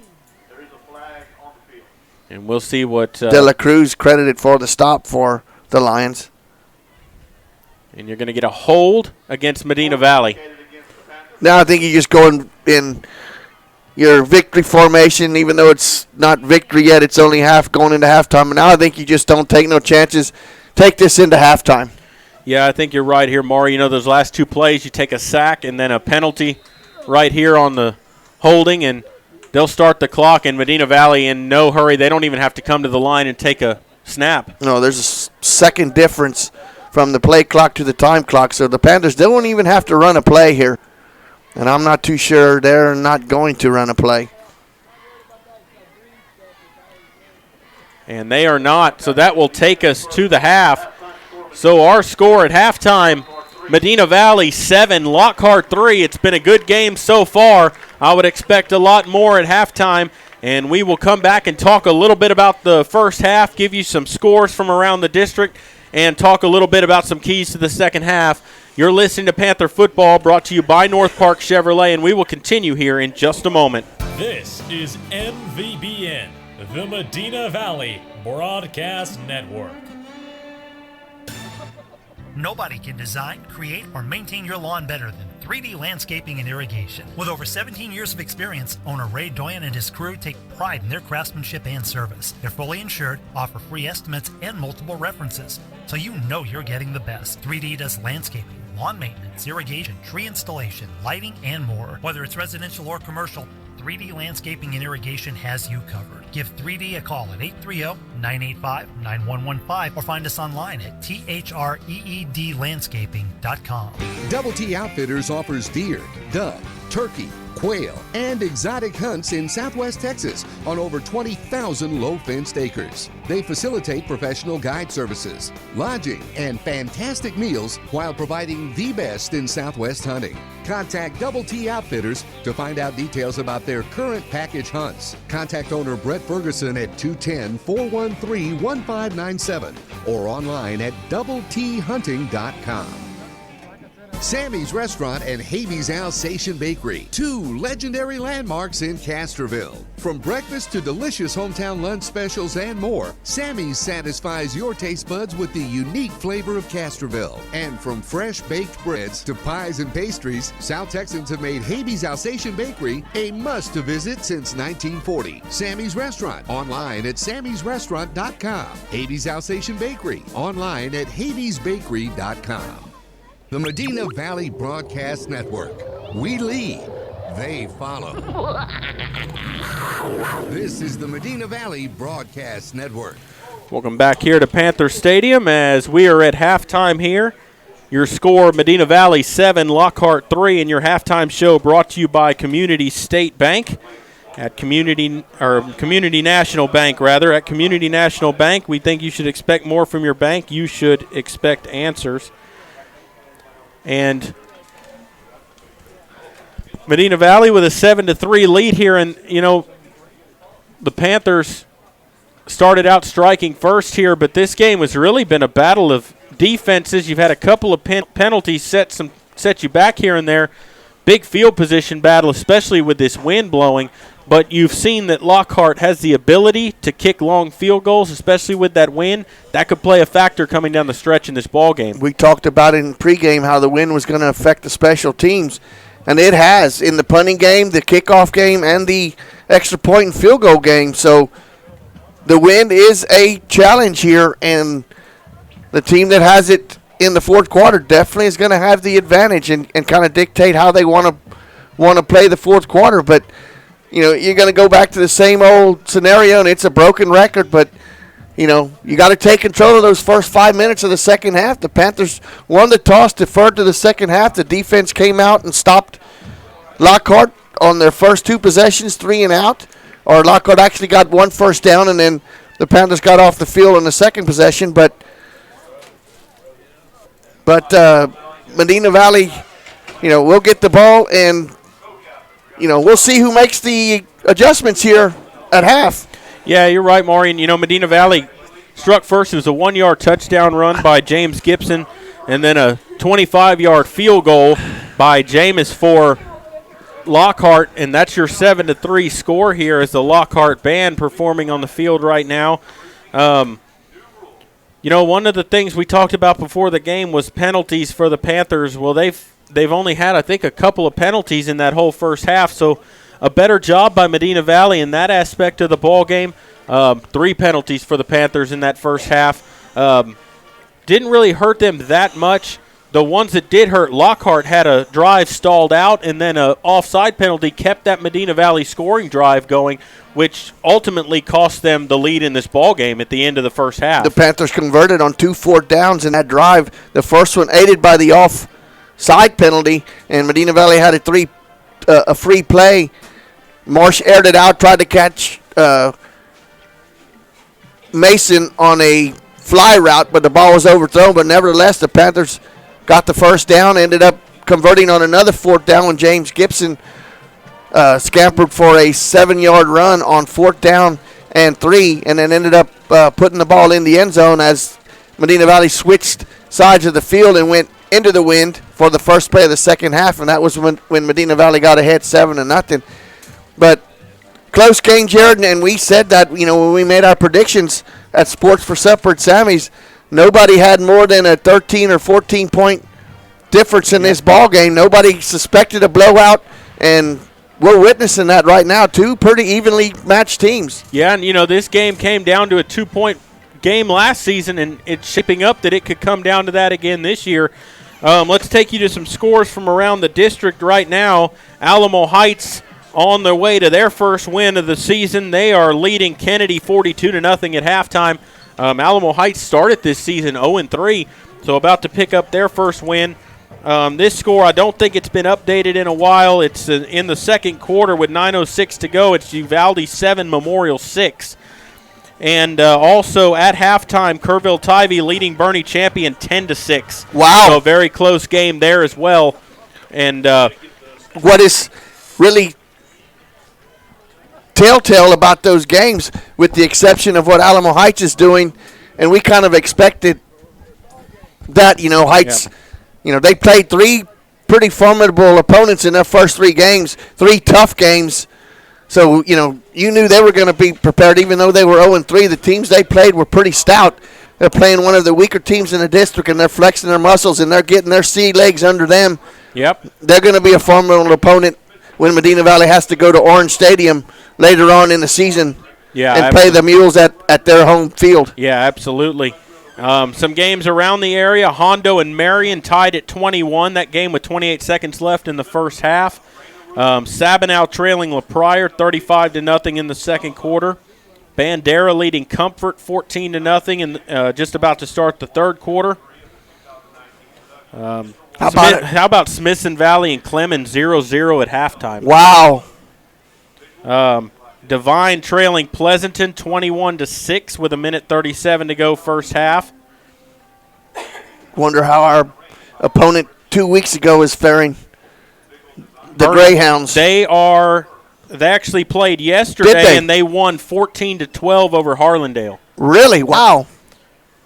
And so that those are some of the scores just from around the area. That's not a district game. Harlandale is 5A, aren't they? Yeah, that's not a district game. That wasn't a district. Okay. No, because they have less teams in their district. Oh, okay. And that's why Medina Valley's starting this week. And then another game in the area will be tomorrow at Butch Wohl's Field in D'Hanis. Brackett Tigers taking on D'Hanis there on Saturday night. What are the records on those two? Who was favored in that game? I couldn't tell you right now because they don't have the records or anything on here. I know D'Hanis won their opener. I know they've got some wins under their belt, but I don't know what their record is. Were they a playoff team last year, the Cowboys, in football? I believe they got knocked out in the first round. I think so, but I'm not 100% on that. But we'll go ahead and we'll take a break here, and then Jeff's going to come back and give you some stats from the first half. You're listening to Panther Football, brought to you by North Park Chevrolet, and we will continue here in just a moment. This is MVBN, the Medina Valley Broadcast Network. Come see why North Park Chevrolet is San Antonio's highest-rated Chevrolet dealership. You'll get upfront posted pricing with no surprise dealer add-ons on over 500 award-winning vehicles, like a new 2020 Colorado Crew Cab V6 posted at just $24,999, or a 2019 Silverado Crew Cab V8 Texas Edition, lease for $350 a month with zero down, or get 0% financing for 72 months. Plus, get a no-charge spray and bed liner and window tint. With deals like these, it's easy to see why more people are buying from North Park Chevrolet than ever before. Find new roads and experience Chevrolet, the North Parkway, a J.D. Power 2019 dealer of excellence for the customer sales experience. 10 minutes outside Loop 410 in Castroville or at npchevy.com. Highest rated dealer based on sales volume and customer satisfaction. Call 210-640-3184 for full price details. For J.D. Power 2019 DOE information, visit jdpower.com/DOE. Headed out to the game? Then make a stop at your local Valley Mart convenience store. With 12 area locations, Valley Mart is always right around the corner. Fuel yourself and your vehicle with quality branded gas and diesel, snacks, and fountain drinks. Always convenient, well lit with clean restrooms. Valley Mart, family owned and operated since 1984, and a proud supporter of Medina Valley athletics and area youth sports for over 30 years.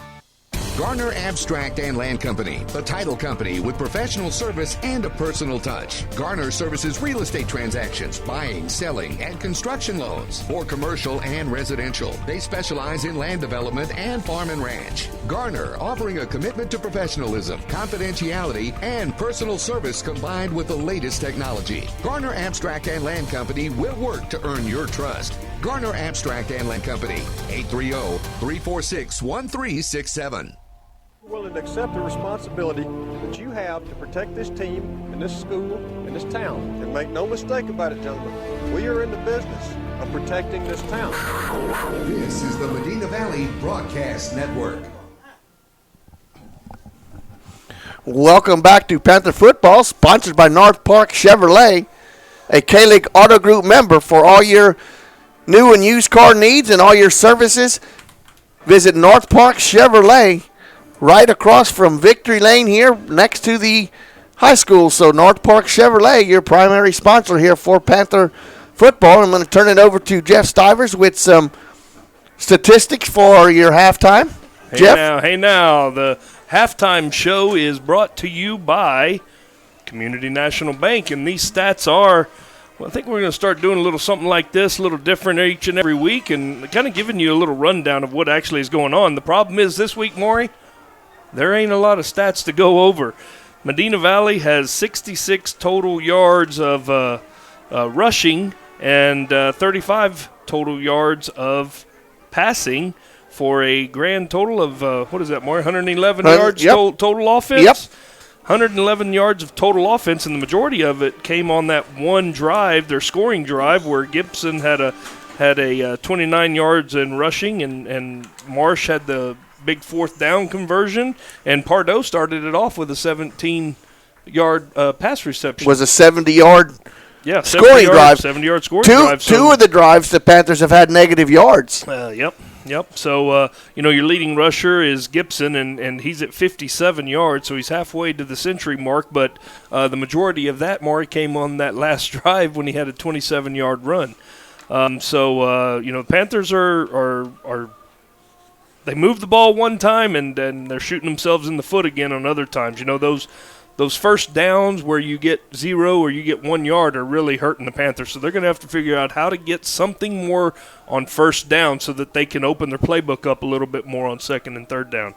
So defensively, though, what can you say about the Panthers? They've given up a total of 97 yards, so they're just as good, and the majority of those yards came on that last scoring drive for Lockhart.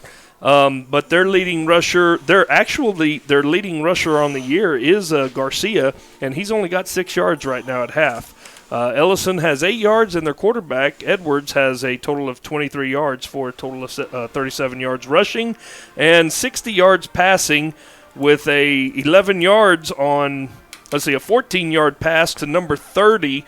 That was a big Noah Garcia. On a third down and 9. Where they, they kind of let the quarterback Edwards out of the pocket on that one, and you were right, Maury. You made the comment during the play that you can't let him run around back there all day.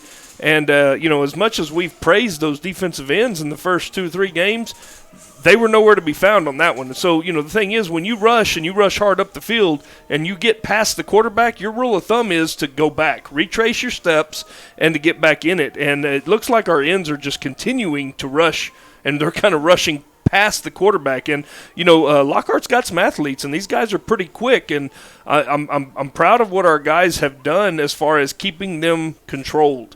They haven't allowed them to have a big run. They haven't allowed them to break out and make a big pass play, which, the 14 yards was big enough, but I'm talking about something down the field over the top.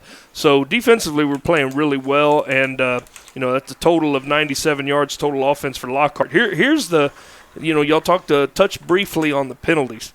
Medina Valley has 3 penalties for a total of 35 yards. That's okay.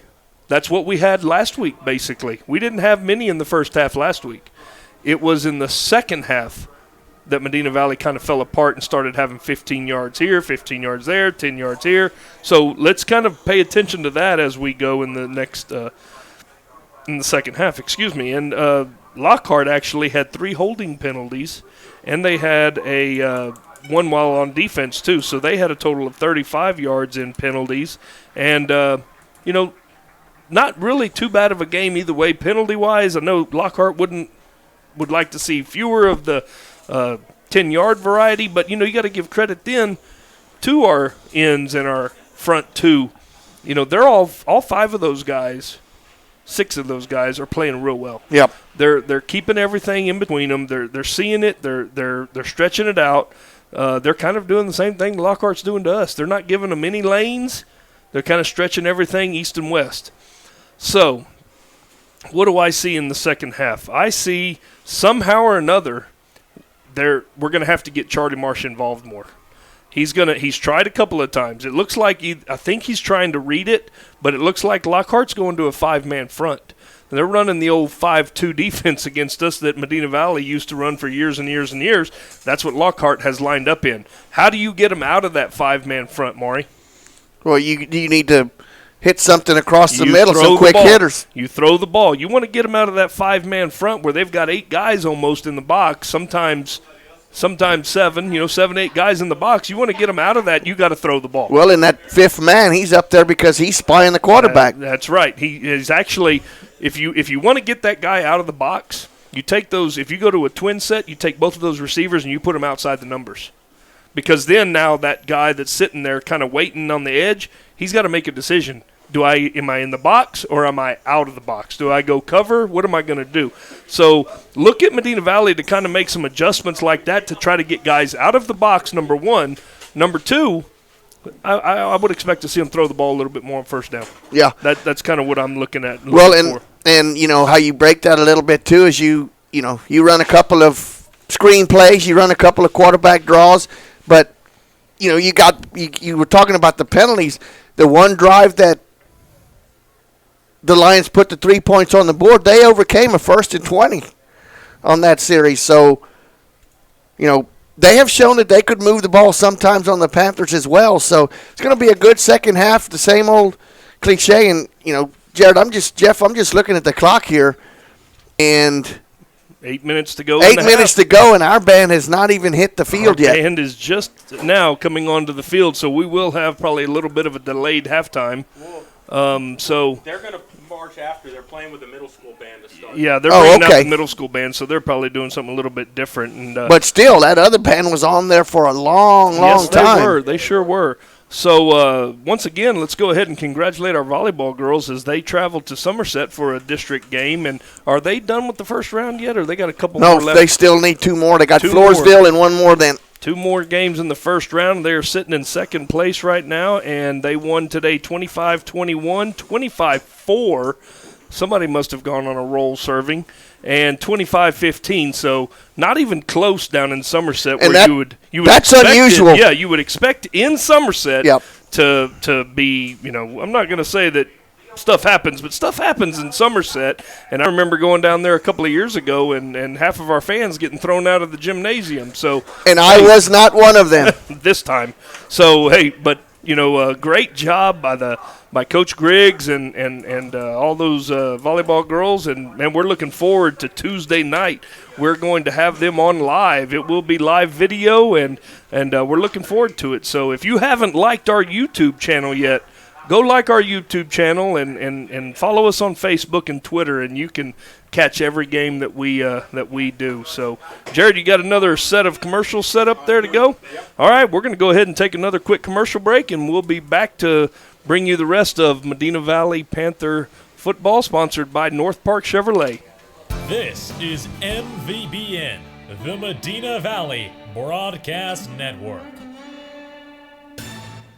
Peerless Equipment, your South Texas irrigation experts. Peerless Equipment specializes in sales and service of irrigation equipment to the agricultural and wildlife industries. This includes hose reels, big guns, pivot systems, underground pipelines, turbine well pumps, booster pumps, motors, valves, and an inventory of much more. Stop by one of their locations in Hondo and Pearsall, or give them a call at 210-434-7867. Peerless Equipment, bringing water to you. Buying a new house means a lot of decisions, starting with where are you going to get the best mortgage? At our bank, we offer competitive rates, flexible terms, expert-friendly advice, and without the long wait you get from one of those big city financials. Make your dream home a reality. Talk with us. We're an equal housing lender. Come home to Castroville State Bank. Member FDIC. Visit us online at CastrovilleStateBank.com. Every team knows that the two-point play can be a winning move. That's why State Farm agent Hazel Russell and her team are here to help you go for two by combining your home and auto insurance. It's a great call that saves you time and money. So go for the win and score savings by combining your home and auto. It's just another way we're here to help life go right. Call State Farm agent Hazel Russell at 830-931-3441 today. Or stop by her office at 1103 Highway 90 West in Castroville.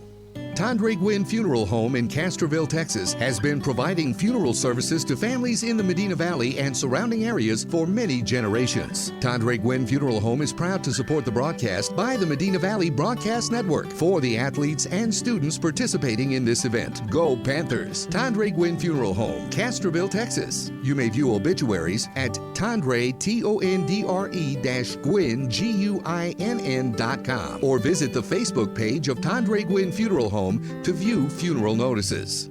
Follow us on Twitter at MVBroadNet. This is the Medina Valley Broadcast Network. Welcome back here to Panther Stadium. We're at halftime here as the Panther band playing out for the Top Cats right now.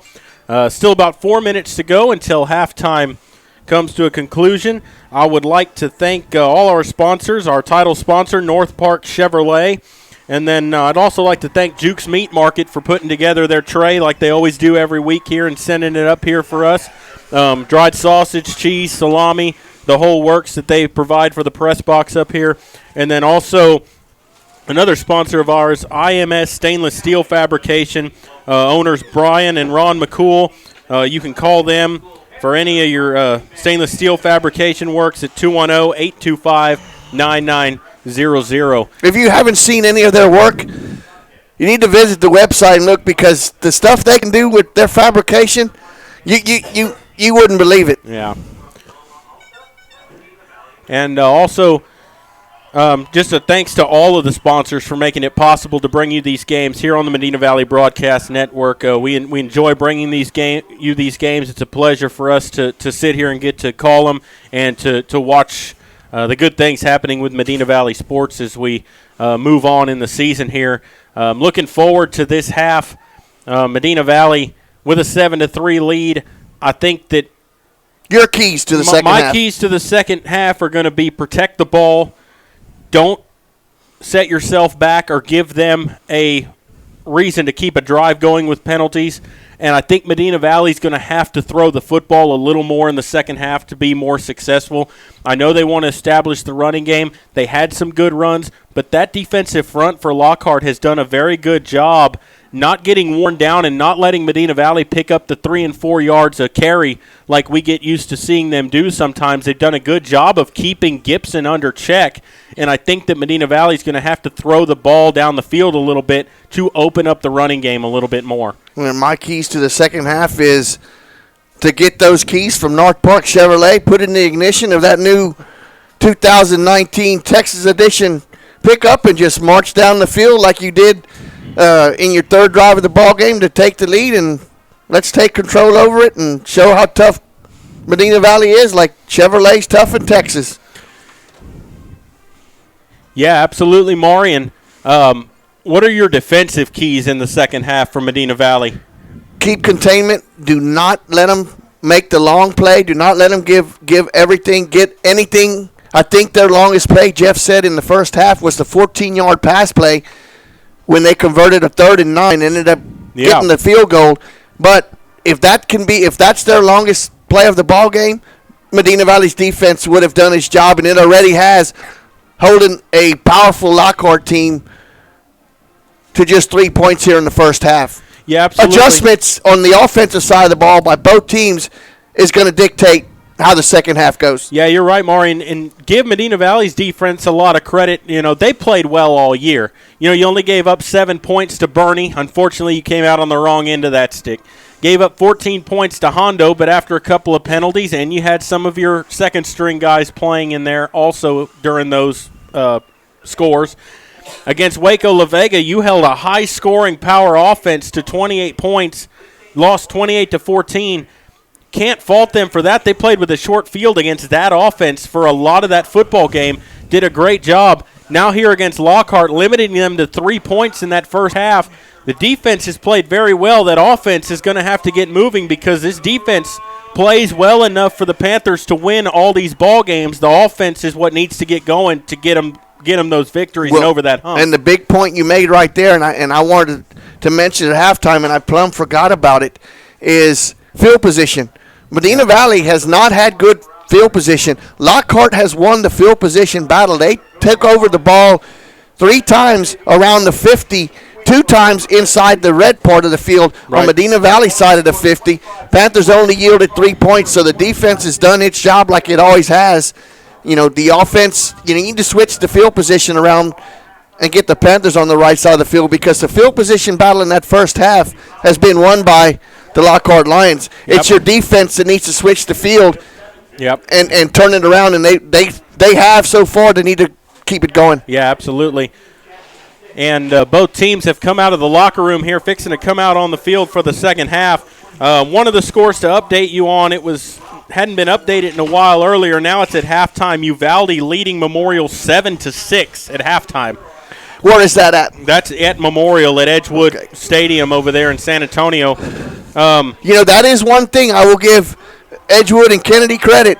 When you play them at their home field, the crowd is a plus. The crowd, they bring a lot of the crowd, and the crowd is loud, and the crowd, no matter what the score is, they're cheering for their team. Yeah, absolutely. And the pride, even though sometimes they do not have a winning record, the pride there is still there. The fans don't care what the records are a lot of times. They come out and they support their high school, and that's good to see. Well, I can tell you if Memorial ends up winning that football game against Uvalde, that's an upset in a way because you expect Uvalde to beat Kennedy and Memorial, and if Memorial wins that first game of district play, that gives them a little bit of a momentum thing because, they got to play Kennedy. They still have to play Lockhart and Medina Valley, so you wonder if Memorial's maybe a little better than what they've been the past few seasons or if Uvalde's fallen off a little bit. I think it's a little of both. Yeah, it might be. I think it's a little of both, and I think the home field advantage has a lot to do with it because, Jared, I am not looking forward to traveling to Uvalde no matter what the records are. Yeah, absolutely. I mean, they are just strange things happen there whenever you play them, and I'm never comfortable there until the scoreboard shows zeros and the Panthers have more points on their side than Uvalde does. Yeah, you're absolutely right. And so both teams on the field here, and Lockhart ready to kick it away. Medina Valley will be going into the wind, so they'll have the wind at their back in the fourth quarter. And Jameis with a high end-over-end kick with the wind. It's going to be fielded by Bippert at the 6-yard line. Starts up to the 15-20. Gets up to the 25, and he's brought down around the 26-yard line. So Medina Valley will have it 1st and 10 to start the second half. So the Panthers going into the wind, which that means the Panthers will have it in the fourth quarter. So Panthers just need to stay ahead here of the Lions and get the wind at their back the fourth quarter. You'd like to see a 76-yard possession here in one of those timely ones, Jared, where we run off about half this quarter. Yeah, you're exactly right, Maury, and get some points at the end of it. So the Panthers come out straight to the line of scrimmage. Out of the shotgun. 4 wide receivers here for the Panthers. They're going to hand the ball to Gibson right away, trying the right side. Flags come in right away. And that's on the line of scrimmage. You may have a illegal formation. Yep, again, maybe not enough guys on the line. Offsides. Wow, is that what he – no. What did he motion? And it is offside against Lockhart. Yes, all right. So that's a start right there. And, if it's on the offense, they won't let that play continue, and they did let that one go. So it'll bring up 1st down and 5 here for Medina Valley. Good start here for the Panthers.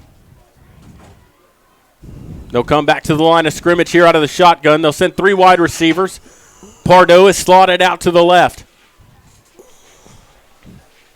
Marsh out of the shotgun. They'll send Pardo in motion. They'll hand it to him coming near side. Tries to cut it upfield, and he's brought down right away. No gain on the carry. It'll bring up 2nd down and 5. Cole Walker on the stop there for the Lions. 1 yard. Bring up a 2nd and 4. Haney brings the play in along with number 17, Mason Vogel. 2nd down, 4 to go here for the Panthers. Comes to the line of scrimmage here. Ball in the near hash. They'll send 3 wide out left. Pardo slotted out to the left once again. Doyen by himself out to the right. Marsh out of the gun with Gibson, his lone back. Takes a snap, looking to throw. Sets up under pressure, rolling out to the left side. A lot of pressure. Sets his feet, throws on the run and just throws it away out of play. Probably the smart thing for Charlie to do right there. It'll bring up 3rd down and 4. Avoids the sack, getting pressured in the backfield by Faustino Gonzalez along with Jaden Wendell. But you got a 5-yard penalty on 1st down. You had 1st and 5. Now it's 3rd now and 4. It's 3rd and 4. Yeah, you're absolutely right, Maury. And Medina Valley back to the line of scrimmage here. They'll send 3 wide receivers, 2 out to the far side of the field on the left. Ball to the right hash. Here's Marsh. Hands it to Gibson. Makes the first man miss. 1st down and more. Up to the 40. Stiff arm 45. Across midfield. Down the sideline. And he's tripped up around the Lockhart 40-yard line. We'll see where they spot him. Gibson rolling over onto the sideline here. A little slow to get up. And now he's up and over to the sideline here. But a good run by James Gibson. And Medina Valley on it 1st and 10 from the Lockhart 39-yard line. 2-car on the stop there for the Lions. Did you see number 61 from the offensive line? Oh, yeah. 20 yards down the field leading the blocking. And that's Vielfang. So Gibson comes off for a play, and looks like Caden Hernandez is the lone back for the Panthers. Pardo in motion. Flips it to him going forward. Cuts it up the field across the 35 down to the 30-yard line. He's going to be about a yard shy of the 1st down. Looked like a late hit came in. No flags flying in on the play. Panther crowd wanted something, didn't get it. Well, 2-car tackled him, and when he was getting back up, he pushed Wesley in the back down again. And if that would have been last week, that would have been a 15-yard unsportsmanlike conduct. So 2nd down and a yard to go after the 9-yard pickup by Pardo. Ball spotted at the Lockhart 30-yard line. 10:04 to play here in the 3rd quarter. 7-3 Medina Valley leading. Marsh out of the gun. 4 wide receivers here, 2 on each side. Pardo in motion, left to right. Takes the snap, flips it. Hernandez makes the man miss. Up the field, up across the 20, down to about the 15-yard line where he stopped. Looks like they'll spot him at the 17.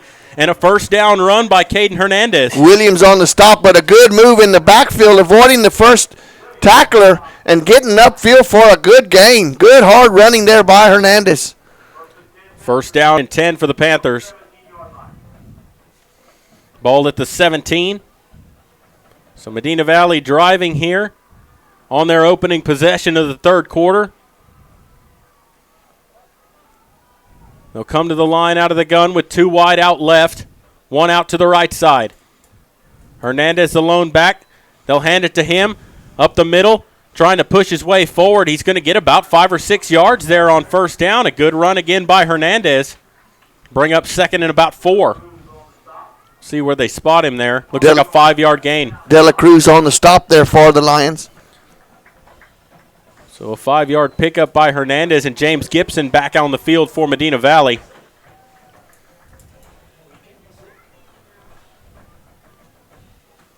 Garrison Garza checks in the ball game as well with 8:44 to go here in the 3rd. Marsh out of the gun. Gibson is back to the left. 3 wide receivers here for the Panthers. Takes the snap, hands it to Gibson. Pushes his way forward. He's going to have a first down and about a couple more yards, a gain of 6 or 7, and a first down for the Panthers. It'll be first and goal. Renteria on the stop, but he actually threw Gibson forward for more yardage. They spot him at the 7-yard line, so first and goal, Medina Valley from the 7. Panthers have eaten about 4 minutes off the clock here in this opening drive of the third quarter. Medina Valley back to the line of scrimmage. They're sticking with this formation with 3 wide, 2 out left side. Pardo slotted out left once again. Takes the snap. Here's Gibson once again looking for running room. This time he stumbles when he tried to cut it back inside. Got 2 yards. It'll be second and goal from the 5. Two-car again on the stop. It looked like he got his feet mixed up with one of the linemen for the Panthers and just tripped him up at the line of scrimmage. Give him forward a little bit of yards there. So second and goal. Ball spotted at the 5-yard line, just inside the 5. So Medina Valley looking to finish off this drive here. 5 minutes almost into this drive so far. Marsh out of the shotgun. They keep this same 3-wide formation, and they snap it over Marsh's head. And he doesn't fall on the ball, and Lockhart picks it up, and they're off to the races. Nobody's going to catch him, and he's going to go all the way for a touchdown. And they snap it over Marsh's head, and instead of falling on the football, he tried to run around it and scoop it up, and they take it the other way, and they lead 9-7. And that was number 44, Two-Car, with the scoop of the ball. And just like that, on the 20-yard line, they recovered and ran it 80 yards for the touchdown. And we talked at halftime about protecting the football in this second half, and right there, the first turnover of the ball game, and the defense puts a 6 spot on the board, and now they'll come on to try to tack on the extra point here to try to make it a 10-7 ball game.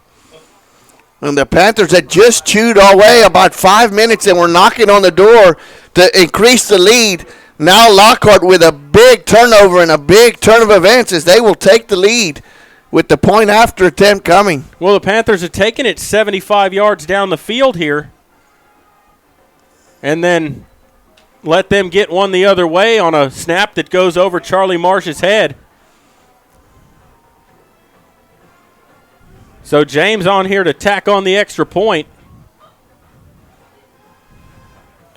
Good snap, kick is up, and he drills it straight through. So with 6:53 to go in the third quarter, your new score, Lockhart 10, Medina Valley 7. And that's one of those things that'll just deflate you as a football team. But the offense has to go right back out there now. And if you're the Panthers, you got to do the same thing again, limit the mistake, and finish off a drive. Yeah, the Panthers had just what they wanted to do. You know, they were controlling the first 5 minutes of this ball game, had it first and goal for the Panthers, and then a few yards on first down. The second down, the snap was high. Charlie Marsh couldn't get a hold of it, and it looked like he was running around it to get it to where he could see the rush coming at him. The rush got on him quicker than he thought, and 44 Two-Car picked it up and had about 4 Lockhart Lions in front of him. There was nobody going to catch him. Well, and to credit Marsh a little bit, that was not a good snap. I mean, it was way high over his head. But he probably should have just fell on top of the football there. And like Maury said, he kind of swirled around it to try to turn around and scoop the ball up to do something with it. 3 Lockhart Lions were right there to scoop it up and go the other way. You just got to fall on the football, take your loss, and move on. Plus, I really don't know if he actually knew where it was until he turned around. You know, he had a hard time finding it. So James to kick it off, end over end kick. This is going to drive Hernandez through the end zone, and that's going to be a touchback. So with 6:53 to go here in the third quarter, Medina Valley will take over to be 1st and 10 from the 25-yard line. And that kickoff was brought to you by Royce Grove Exxon and Valley Marts.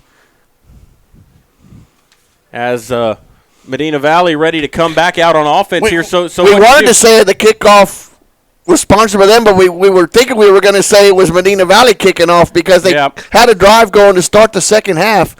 Now the Panthers trail for the first time in this ball game. Well, the thing is here, you drove their defense down the field. You had them on the ropes. They run one back for a touchdown here, but now you have the ball back out there in a tired Lion defense. Out of the shotgun here for the Panthers, 3 wide receivers. Marsh from the gun takes the snap. Here's Gibson trying the left side of the line, and he's going to get about 3 yards on the carry. It'll bring up 2nd down and 7. Cole Walker on the stop for Lockhart.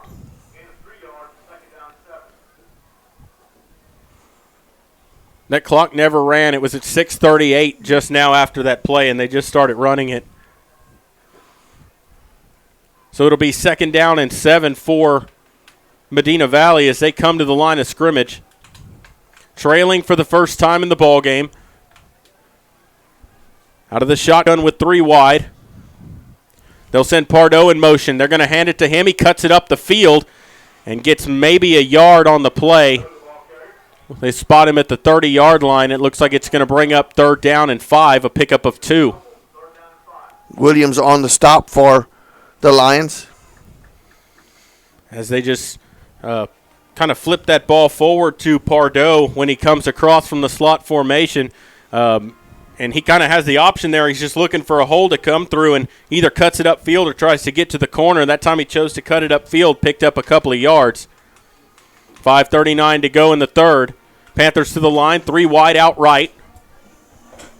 1 out to the left side of the formation. Marsh out of the gun. Looking to throw. Marsh under pressure, rolling out, and he's going to get sacked. Ball comes loose, and Lockhart might be on it again. We'll see. There's a scrum for it. We'll see who's the strongest on the bottom of the pile here. I think Medina Valley has it. And they do because they're saying wind the clock. Yep. So Medina Valley very fortunate there to come up with that football, and they're going to have to punt. And into the wind, so Lockhart will get the ball here in good field position. That was a big momentum changer with that defensive score that they had there where they ran that ball back, was it 95 yards that they ran it back for the touchdown.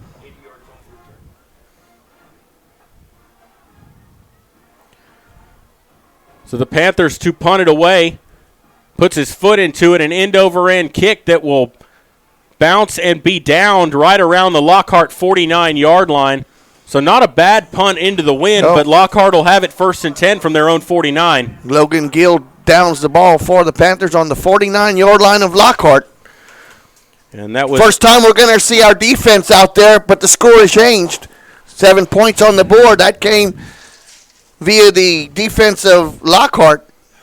Yeah, the Medina Valley defense itself only giving up 3 points in this ball game, but you're trailing 10-7 on the scoreboard, and the defense is going to have to come up big here against the Lockhart offense. It's the first time we've seen Lockhart's offense here in the second half as well. They'll come out in the gun. Edwards out of the shotgun, looking to throw, fires over the middle, and that is almost caught in and out of the hands of number 1 down there for Lockhart, and that's Jaden Garza, the intended receiver, and he bobbled that a couple of times. Probably should have caught it. Panthers number 1 on the coverage there, Dawson Grove. And how about Edwards firing that ball in there? A good pass from Edwards. Well, he's downwind. Yeah, absolutely.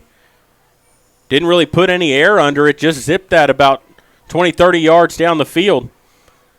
Out of the gun here on 2nd and 10. Takes the snap, hands the ball. Ellison up the middle. Got some room to run. Breaks a tackle across the 40, 35, down to about the 33-yard line as he breaks off about a 17-yard gain, and it'll bring up 1st and 10 for Lockhart. Tyler Mangum on the stop for Medina Valley, but 1st down for Lockhart. Down to the Panther 32-yard line here. 4:18 to go here in the third quarter. 10-7 lead for the Lions.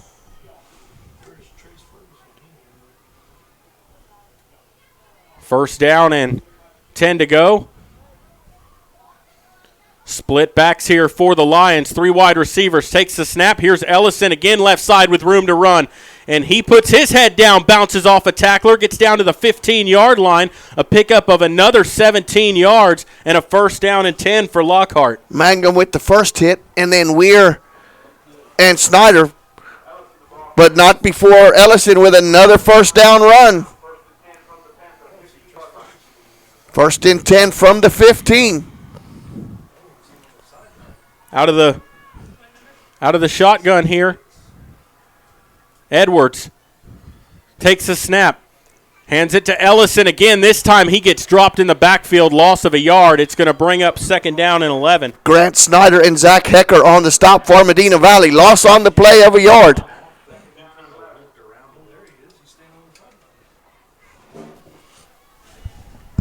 It'll be 2nd down and 11 here for the Lions.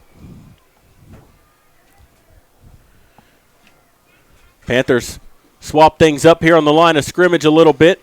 Takes the snap. Edwards looking to throw. He's going to keep it himself, going out to the right side, and he's going to make a man miss. Turns the corner to the end zone, gets hit and dropped. Looks like he's dropped at the 1-yard line. It'll be 1st and goal from the 1 for the Lions. A Panther had a shot at him in the backfield and whipped on the tackle. Ellison showing his speed, gets down all the way down. 1st and goal from the 1. And this game has turned drastically since that first drive of the game. Lockhart looking to go up by a couple of scores here against the Panthers. 1st and goal. Ball at the 1-yard line. Yeah, it looks like 2 cores in there, and he was the one that ran it back for a touchdown for the defense. And a timeout taken by Lockhart. Timeout brought to you by Peerless Equipment Company. And Lockhart takes their first timeout of the half as it looked like they were bringing a heavy formation in there. Looked like they had 2 wide receivers set out, and they were trying to stack their line of scrimmage. Called the timeout. They saw something there, didn't have the personnel in there they wanted or something, but they want to talk it over. Tough situation here for the Panthers. Yeah, absolutely. Inside the 1-yard line. Yeah, and the defense is going to have to come up big here for Medina Valley. They need to get a turnover, push them back, do something here, limit them to a field goal try. And that's going to be very easy tough. to do. No, not at all. But you just don't want to go down 2 scores to this team. Fortunately for the Panthers, they're about to have the wind at their back in the 4th quarter. But, you don't want to have to play from 2 scores behind.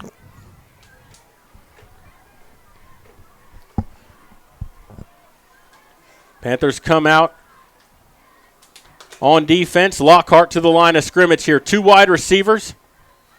They'll stack that line of scrimmage here.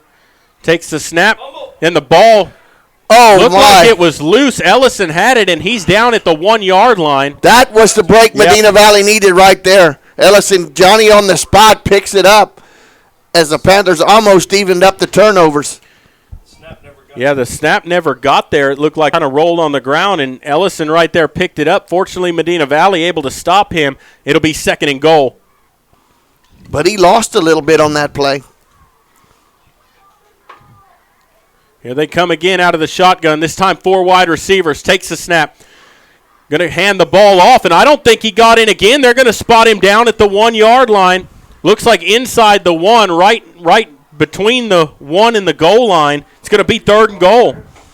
Big stop by the interior lineman for the Panthers. We'll do it again here on 3rd and goal. Medina Valley trying to come up with a big goal line stand. Minute 30 and counting here in the 3rd quarter. 3rd and goal. Out of the gun, 3 wide. Edwards takes the snap. Hands the ball off, and he's going to march into the end zone that time for a touchdown to make it 16-7. Pending an extra point, could be 17-7. And so James will come on to try to tack on the extra point, and on 3rd and goal that time, a 1-yard carry by Jordan Garcia. Medina Valley did everything they could there to try to make that goal line stand, but on that 3rd play there, they weren't able to stand him up.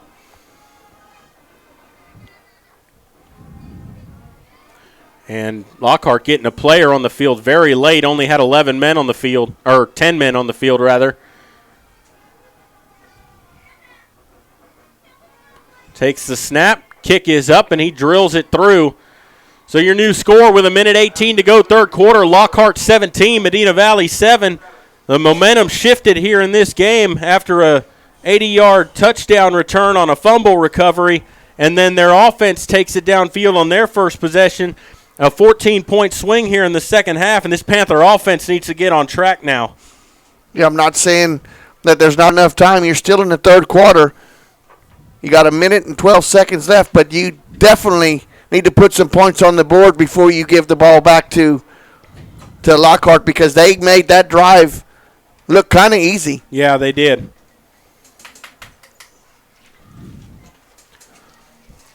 Caden Hernandez, Tanner Bippert, and Tyler Mangum back deep to receive for the Panthers. Jameis ready to kick it away. What a turnaround here in this ball game. Silence here on the Medina Valley side. And the Lockhart Pep Squad and the band are living it up on the other side. Ready to boot this one away. Puts his right foot, a high end over end kick, going to be returnable. From the 10-yard line, it'll be Bippert. Up to the 20, 25, puts his shoulder down, and he gets hit, and he'll fall forward to about the 27-yard line. It'll be 1st and 10 Medina Valley with 1:10 to go in the third quarter. And that kickoff was sponsored by Royce Grove Oil Company and Valley Marts for all your petroleum needs, or if you're driving through town and need to fill up your vehicle or get a snack, visit one of the Valley Marts in your local area. And Jared, it's cookie cutting time here now. The Panthers need to put some points on the board here. Yeah, and you know, one thing we haven't seen them do much, they haven't thrown the ball that much here in this ball game. I know they want to establish the run, but you got to throw the ball down the field a little bit, and that'll open that up a little more. But Jeff mentioned that at halftime. They're putting 5 men running a 5-2 defense, and until you start softening them up, they're going to be at the line of scrimmage stopping the run. Out of the gun here, they're going to hand it to Gibson up the middle, pushing his way forward for some yards. He's going to get about 6 or 7. Looks like a 6-yard gain. It'll bring up 2nd down and 4. 2-car on the stop there for the Lions, but that was just good 2nd and 3rd effort there by James. So 2nd down here, 49 seconds and counting to go, third quarter. Medina Valley not in any hurry here. They still got about 12 minutes and 40 seconds left in the ball game, but you're down by 10 points. Panthers out of the shotgun. 3 wide receivers here for the Panthers. Gibson the lone back. They'll send Pardo in motion. Flips it to him. Cuts it up the field, and he runs right in the teeth of that Lion defense. Picked up a yard. It'll be 3rd and 7. Thompson on the stop there for the Lions along with Cole Walker. Big 3rd down. They got 4th down marked on the field, but it is 3rd down. And that's going to be the last play of the third quarter. So your score after 3, Medina Valley trailing Lockhart 17-7. We'll take a break and come back with the fourth quarter. You're listening to Panther Football, brought to you by North Park Chevrolet, and we will continue here in just a moment. This is MVBN, the Medina Valley Broadcast Network. Double T Outfitters offers deer, dove, turkey, quail, and exotic hunts in Southwest Texas on over 20,000 low-fenced acres. They facilitate professional guide services, lodging, and fantastic meals while providing the best in Southwest hunting.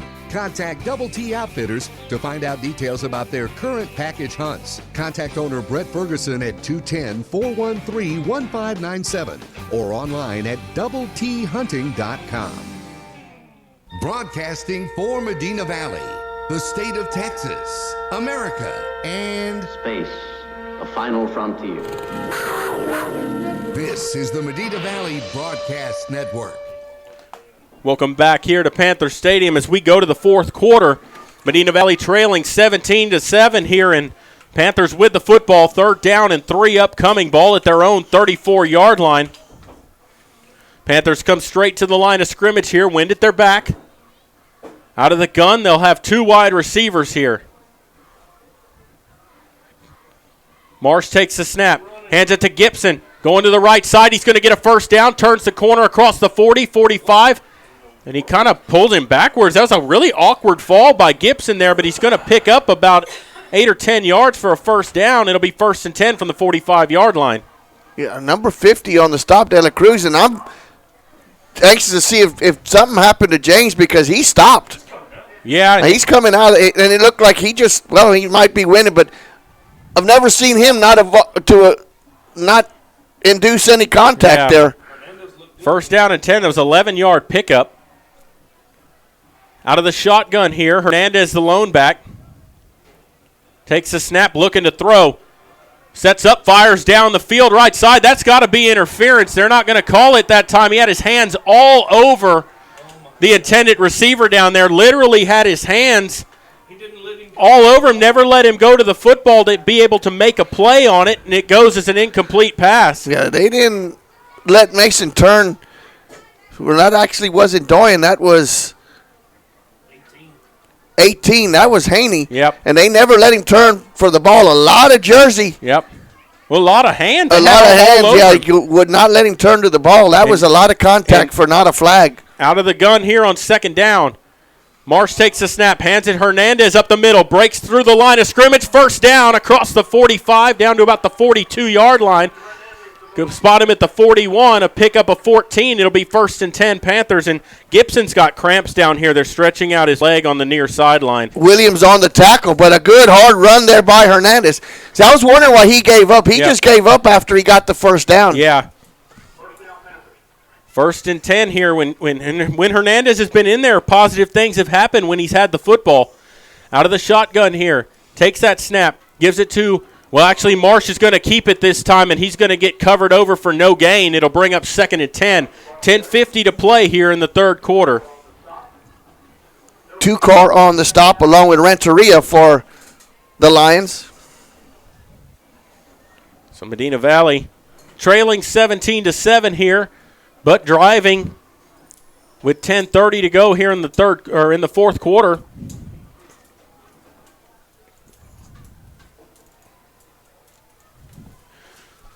Marsh out of the gun. Hernandez is loaned back. Takes the snap, look at throw, sets up, fires, complete up to the 35. Not going to get any yards after the catch that time. That was number 23, Wesley Pardo, on the reception. Picks up 6 yards. It'll bring up 2nd and 4. Renteria on the stop there for the Lions, along with Aiden Hernandez. Correction, 3rd down and 4. It was an incompletion on maybe 4 down territory here. Oh, yeah, absolutely. Panthers need 2 scores. Don't think they're going to be kicking a field goal from this range. 45 is back in there for the Panthers, James Gibson. On 3rd down and 4, ball at the 35. Marsh from the gun, gives it to Gibson, cuts it up the field. He's not going to get the first down, only picks up a yard, maybe 2. It's going to be 4th down and a couple. Gets down to the 33-yard line, 4th and 2 coming up for the Panthers. De La Cruz and Gonzalez on the stop. Big 4th down here for Medina Valley. This would be a 50-yard attempt from here. There's no way they're going to kick that. And so on 4th down and 2 here, the Panthers come to the line. 2 wide receivers here. Gibson the lone back to the right of Marsh. Takes the snap, hands it off up the middle. First down, Medina Valley, across the 30 down to the 29-yard line.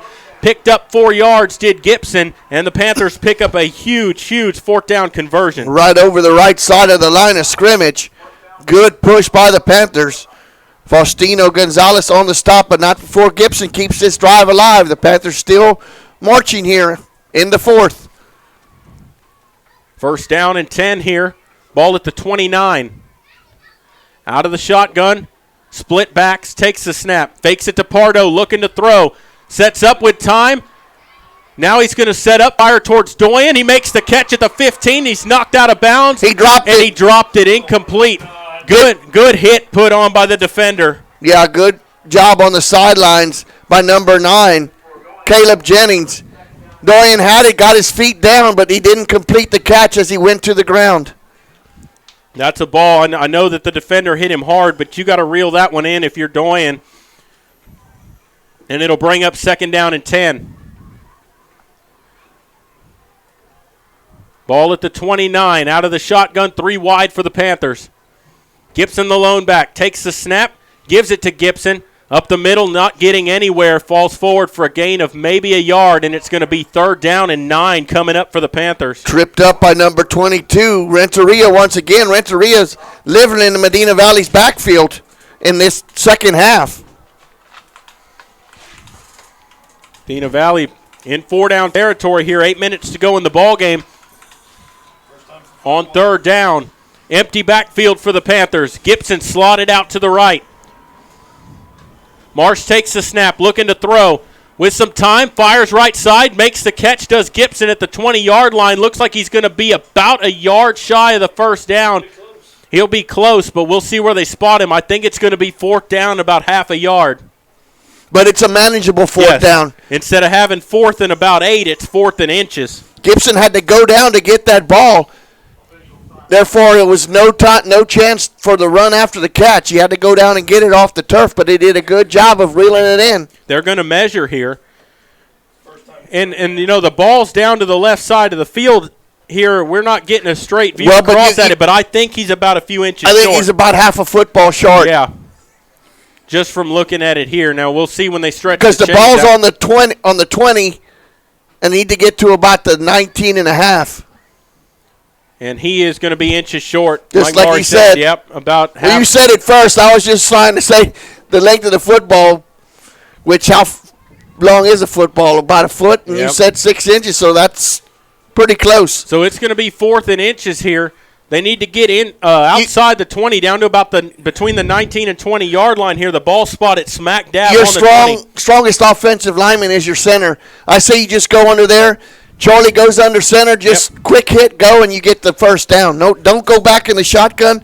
Get up to the line of scrimmage and follow your big center for the first down. Yeah, and Medina Valley driving the ball here, but they've eaten a lot of clock. You have to capitalize on this drive here. If they tried a field goal from this range, that would be a 37-yard attempt. I don't think they're going to do it with the wind at their back to try to make it a one-score game. And they're going to line up to go for it here. Out of the I formation, Gibson the fullback. Marsh under center now. Marsh under center, takes a snap. He will sneak it forward, and he's going to get the first down, picks up a couple of yards, just like Maury said. That's too easy of a call. Yep, and we saw him do that against Bernie also in the second game of the season. And so they pick up a much-needed first down, second fourth down conversion on this drive, and it's 1st and 10 for the Panthers from the Lockhart 18-yard line. Out of the gun here, 7:04 to play here in the ball game. Marsh out of the shotgun, takes the snap, looking to throw. Still looking, fires to the end zone, Doyen in and out of his hands. What a play, though. Wow, number 9, Caleb Jennings, cut in front of Doyen to knock that ball away. Marsh had good steam on it. That was just a good defensive play. Yeah, absolutely. Knocks it away. It'll bring up 2nd down and goal. But I like throwing it there on 1st down to the end zone. Take your shot. That's twice, though. Jennings has made great plays on defense. Doyen had a step on him, but the closing speed of Jennings just won out there on that pass. So it'll bring up 2nd and 10 from the Lockhart 18. Empty backfield here. Gibson slotted out to the left. 3 wide to that side of the formation. Marsh takes the snap, looking to throw. With some time, sets up, fires, end zone, and they threw Gibson down, and they're not going to call a penalty on that either. They literally pushed him from behind to the ground, and they just put their whistles in their back pocket, held their hands down. No flags on the play. I'll tell you what I'd like to see right now, just watching the way their defensive line rushed on that play. What I'd like to see is that same formation. Charlie go back a couple of steps, quarterback draw right up the middle because the middle was wide open. Yeah, you're right, Maury. 3rd down and 10. Out of the gun, 3rd down, 3 wide out to the left. Gibson the lone back. Takes the snap, looking to throw. Sets up, fires, incomplete, almost intercepted. Intended for Garrison Garza. That ball was thrown high. Number 9 had coverage once again. Garza had no chance to bring that ball in. And now here you are on 4th and 10. We're bringing in the field goal unit. Yeah, the ball spot at the 18-yard line. That's a 35-yard attempt. And with the wind at his back, Pablo Sandoval, they brought him from the soccer team. His first drive. Yeah, and this is his first field goal attempt. And it's a big one. And the ball's going to be spotted over on the right hash mark. McClellan does the holding. Jared Marty does the snapping. Good hold. Kick is up a line drive, and it is no good. Wide to the left. That was a line drive kick. It had the distance, but it went wide left. 6:33 to go, and that is a big miss because it's still a 2-possession ball game. That ball was knuckling. It never had the spin. Nope. Yeah, no, he never toe got over it. toe. Yeah, he never got it to go end over end. Wow, big defensive stand there by the Lions. And you know what? I know this has been a pretty clean game. There were 2 questionable no calls for pass interference. The only thing I can think of on that throw to Gibson in the end zone is that they said it was uncatchable. Yep. As it was thrown over him. Yeah, but incidental contact. Yeah. But here we go on 1st down and 10 for the Lions from their own 18-yard line. Takes the snap, hands the ball off Ellison, and he's got some room to run, and he gets about 6 or about 8 yards. Looks like a 7-yard gain on 1st down. Taylor Weir just got enough of the shoestring to bring him down. If not, Ellison is off to the races. Well, yeah, and they're opening up holes here in this second half that they weren't opening up in the first. Ellison's getting some running room, and Medina Valley needs a 3-and-out here. They've got to stop Lockhart. Got to find something, force a turnover, got to get them to punt, something. But it's 2nd down and 3. Ball at the 27-yard line. Out of the shotgun, 3 wide, takes a high snap. Hands the ball off, coming near side. He's going to get a 1st down and a little more up to the 35-yard line. 1st and 10 for Lockhart with 5:47 and counting to go. Number 74, that's. I was wondering, that's Trace Ferguson. He changed jerseys at halftime because I kept seeing a 74 out there, and he's not there. And now I just realized that's Trace Ferguson. Yeah, he changed from 58 to 74. Well, and there's no 74 on the roster. And I kept looking, who is that out there wearing 74? It's Trace Ferguson. He started the game wearing 58. Maybe his jersey got ripped up. Takes the snap, looking to run the ball. Ellison out left side, and he's going to get tangled up. Falls forward for no gain. It'll Swallowed be 2nd up and 10. by J.J. Marty. Big play there for the Panthers to keep them in 2nd and long. Big play, but Lockhart's ally right now is the clock is going to be under 5 minutes before they snap this ball. Yeah, you're exactly right here, Maury. And with them seconds very precious, they're going to run every bit of them off in between snaps here. Good thing for the Panthers is if they can get a stop here and get the ball back, they do have 3 timeouts remaining. And the wind. Out of the shotgun.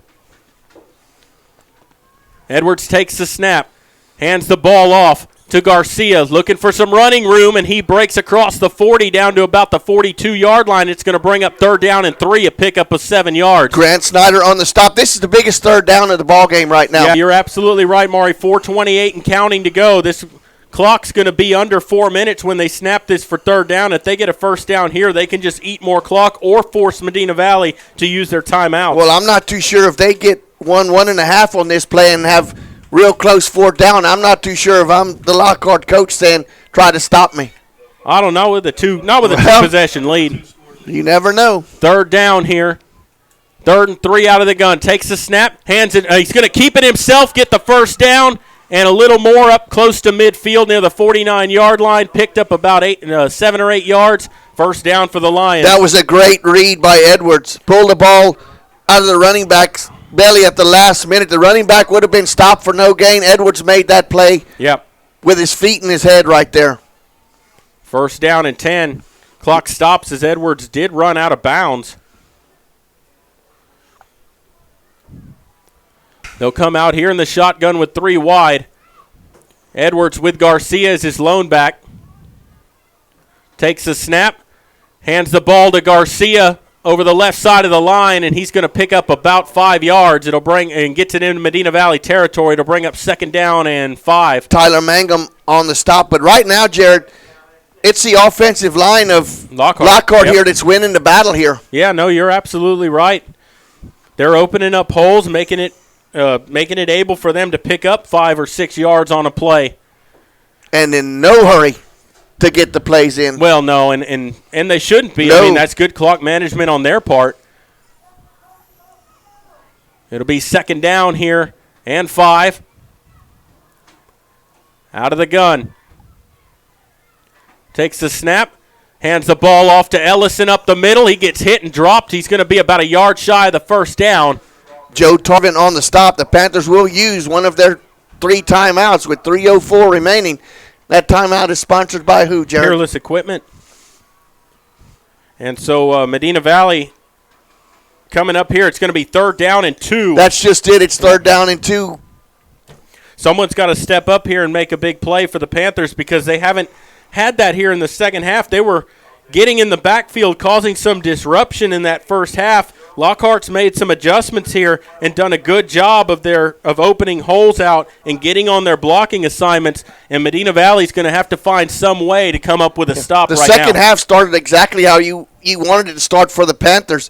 Had run 5 minutes off, still had the ball first and goal, and a snap that was a bad snap, and Lockhart picks it up at the 20-yard line and runs untouched 80 yards. Yep.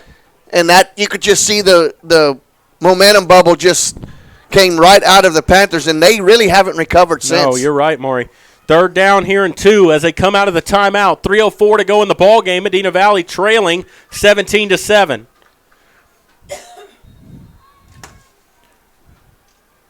Lockhart out of the shotgun, takes the snap, hands it Garcia. He gets met and dropped, and he's going to get no gain. It's going to bring up 4th down. And a timeout taken by the Panthers. And now Lockhart does have a decision. They're in Medina Valley territory. Ball at the 44-yard line. They need 2 yards. If they can get that, they can virtually run the clock out because Medina Valley, with only 1 timeout remaining, do you punt it away and try to pin the Panthers deep, or do you go for it here and try to end this ball game? Well, Grant Snyder was the one that made the stop there. But now on this side of the ball, if I'm Lockhart, I kick the ball and make the Panthers go a long, long ways. No. The way your defense playing now? Jeff thinks that Lockhart should go for it. Maury thinks they should kick it away. I kind of feel like you're up by 2 scores. Their defense has played very well here in the second half. Yeah, I think either way you can't hurt yourself either way, but.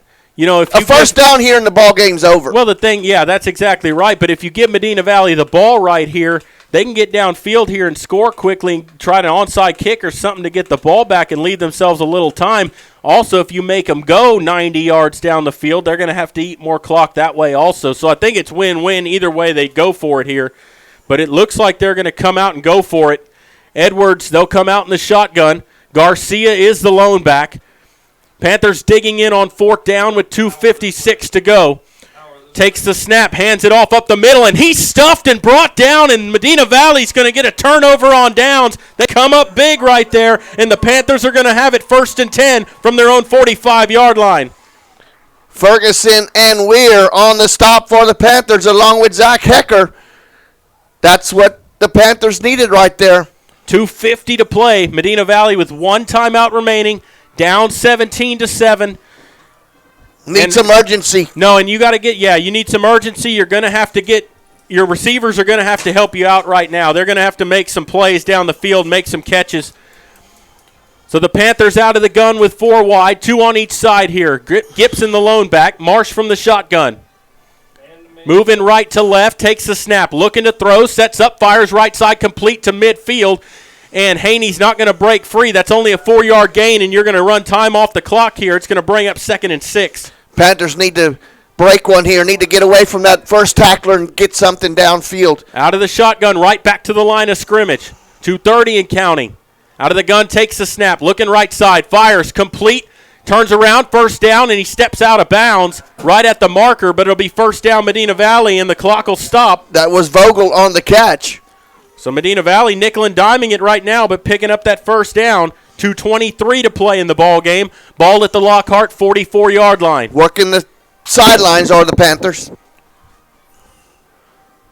They run a couple of those, I would think, here now. They're not playing safeties deep here. I would think Medina Valley needs to take a shot down the field.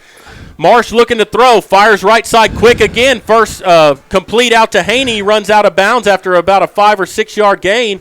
Up to the 38-yard line. Thompson on the coverage for the Lions. 5 yards. It'll bring up 2nd down and about 4. Give him a 6-yard gain. And because he ran out of bounds, clock stops with 2:18. The Panthers can get a play in. They come out here in the gun. They've ran that same out route 3 times in a row.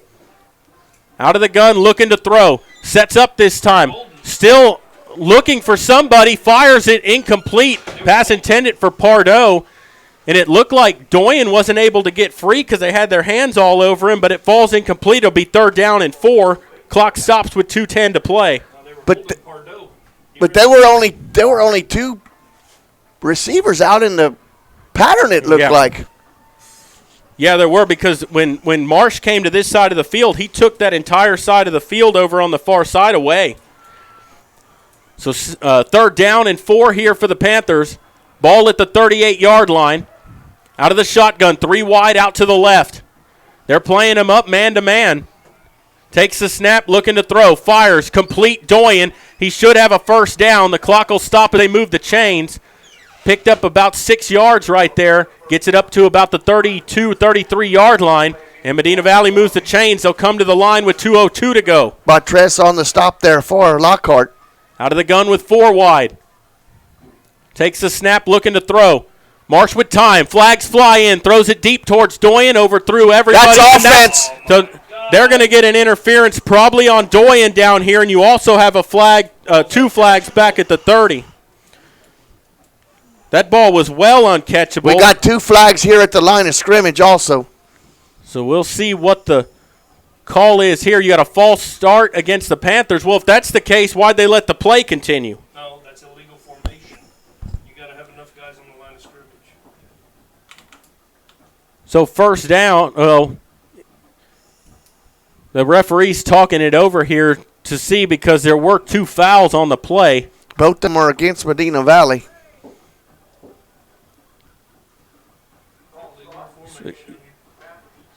So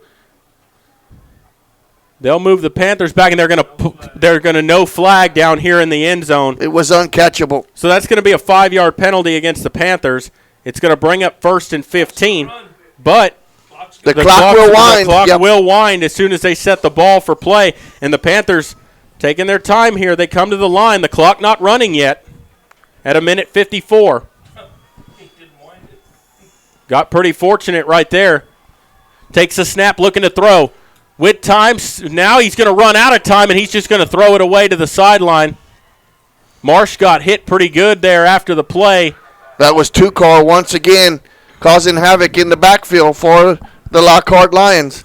1:45 to go, 17-7 your score. Panthers with 2nd and 15, but the ball at the Lockhart 43-yard line. Or make that rather the 37-yard line. Empty backfield. Gibson slot out to the left, 3 wide to that side of the formation. Marsh takes the snap. They bring 7. There's the throw to Gibson, and he comes back, makes the catch. It'll be complete, but the clock runs. You got to get to the line. It's going to bring up 3rd down and about 5. 10-yard pickup here as they get to the line of scrimmage. 1:30 and counting. Out of the shotgun. Marsh takes the snap, looking to throw. Fires, complete. Doyen up toward the 30, fumbles it out of bounds. Incomplete. They're going to say incomplete pass.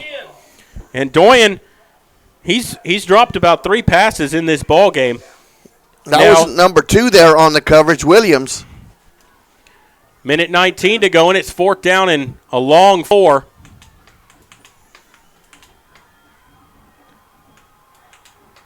Gibson will get the play in as they come to the line of scrimmage. On 4th down.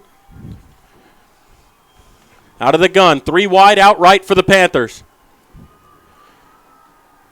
Marshall take the snap. Looking to throw with some time. Still time. Throws tipped. Incomplete. Intercepted by number 33 for the Lockhart Lions. That is going to be Aiden Hernandez. And that ball was tipped at the line of scrimmage, and because of that, it went behind Gibson, who tried to make a play, got a paw on it, but it falls to Aiden Hernandez, and that's going to be the ball game. Lockhart's going to come away with a victory here because all they have to do is put their knee down with 1:09 remaining. Ball was tipped at the line of scrimmage as it came out. I think that ball was going to be on target to James Gibson. Unfortunately, because of the tip, Gibson not able to adjust in time, and Aiden Hernandez just right there to catch that football and come away with it.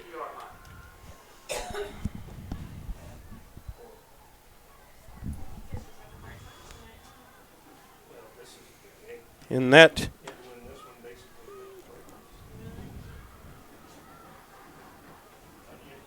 so the Panthers just one timeout, yep. Jared. So 1:09 to go here, and this is really a heartbreaking loss for the Panthers here.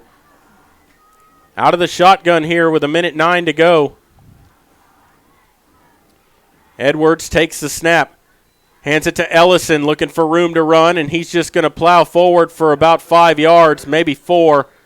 They finally blow the play dead with 1 minute to go and counting. Medina Valley not going to use that timeout. Marty Inhecker on the stop. And there's really no reason to here because you can only stop that clock once. They can run it out if they want to. They really only have to snap the ball one more time. 2nd and 6 upcoming. But a completely different tale here in the second half than what we saw in the first. Medina Valley with a 7-3 lead at halftime. Lockhart with an 80-yard fumble return and then scoring on offense, a 14-point swing. They hand it to Ellison, who's going to get stuffed in the backfield for the loss. Lost about 3 yards on the play, but that is going to end the ball game. They don't have to snap the ball again. And the Lions have traveled to Medina Valley and grabbed a big win, the opening game of district play.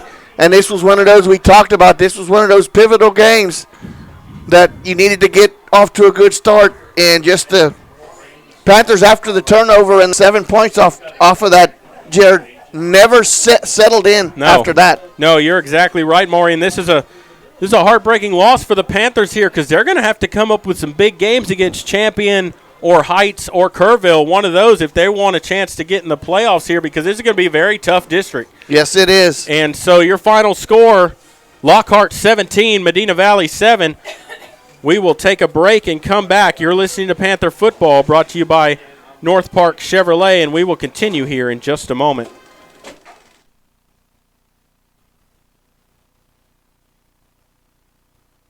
This is MVBN, the Medina Valley Broadcast Network.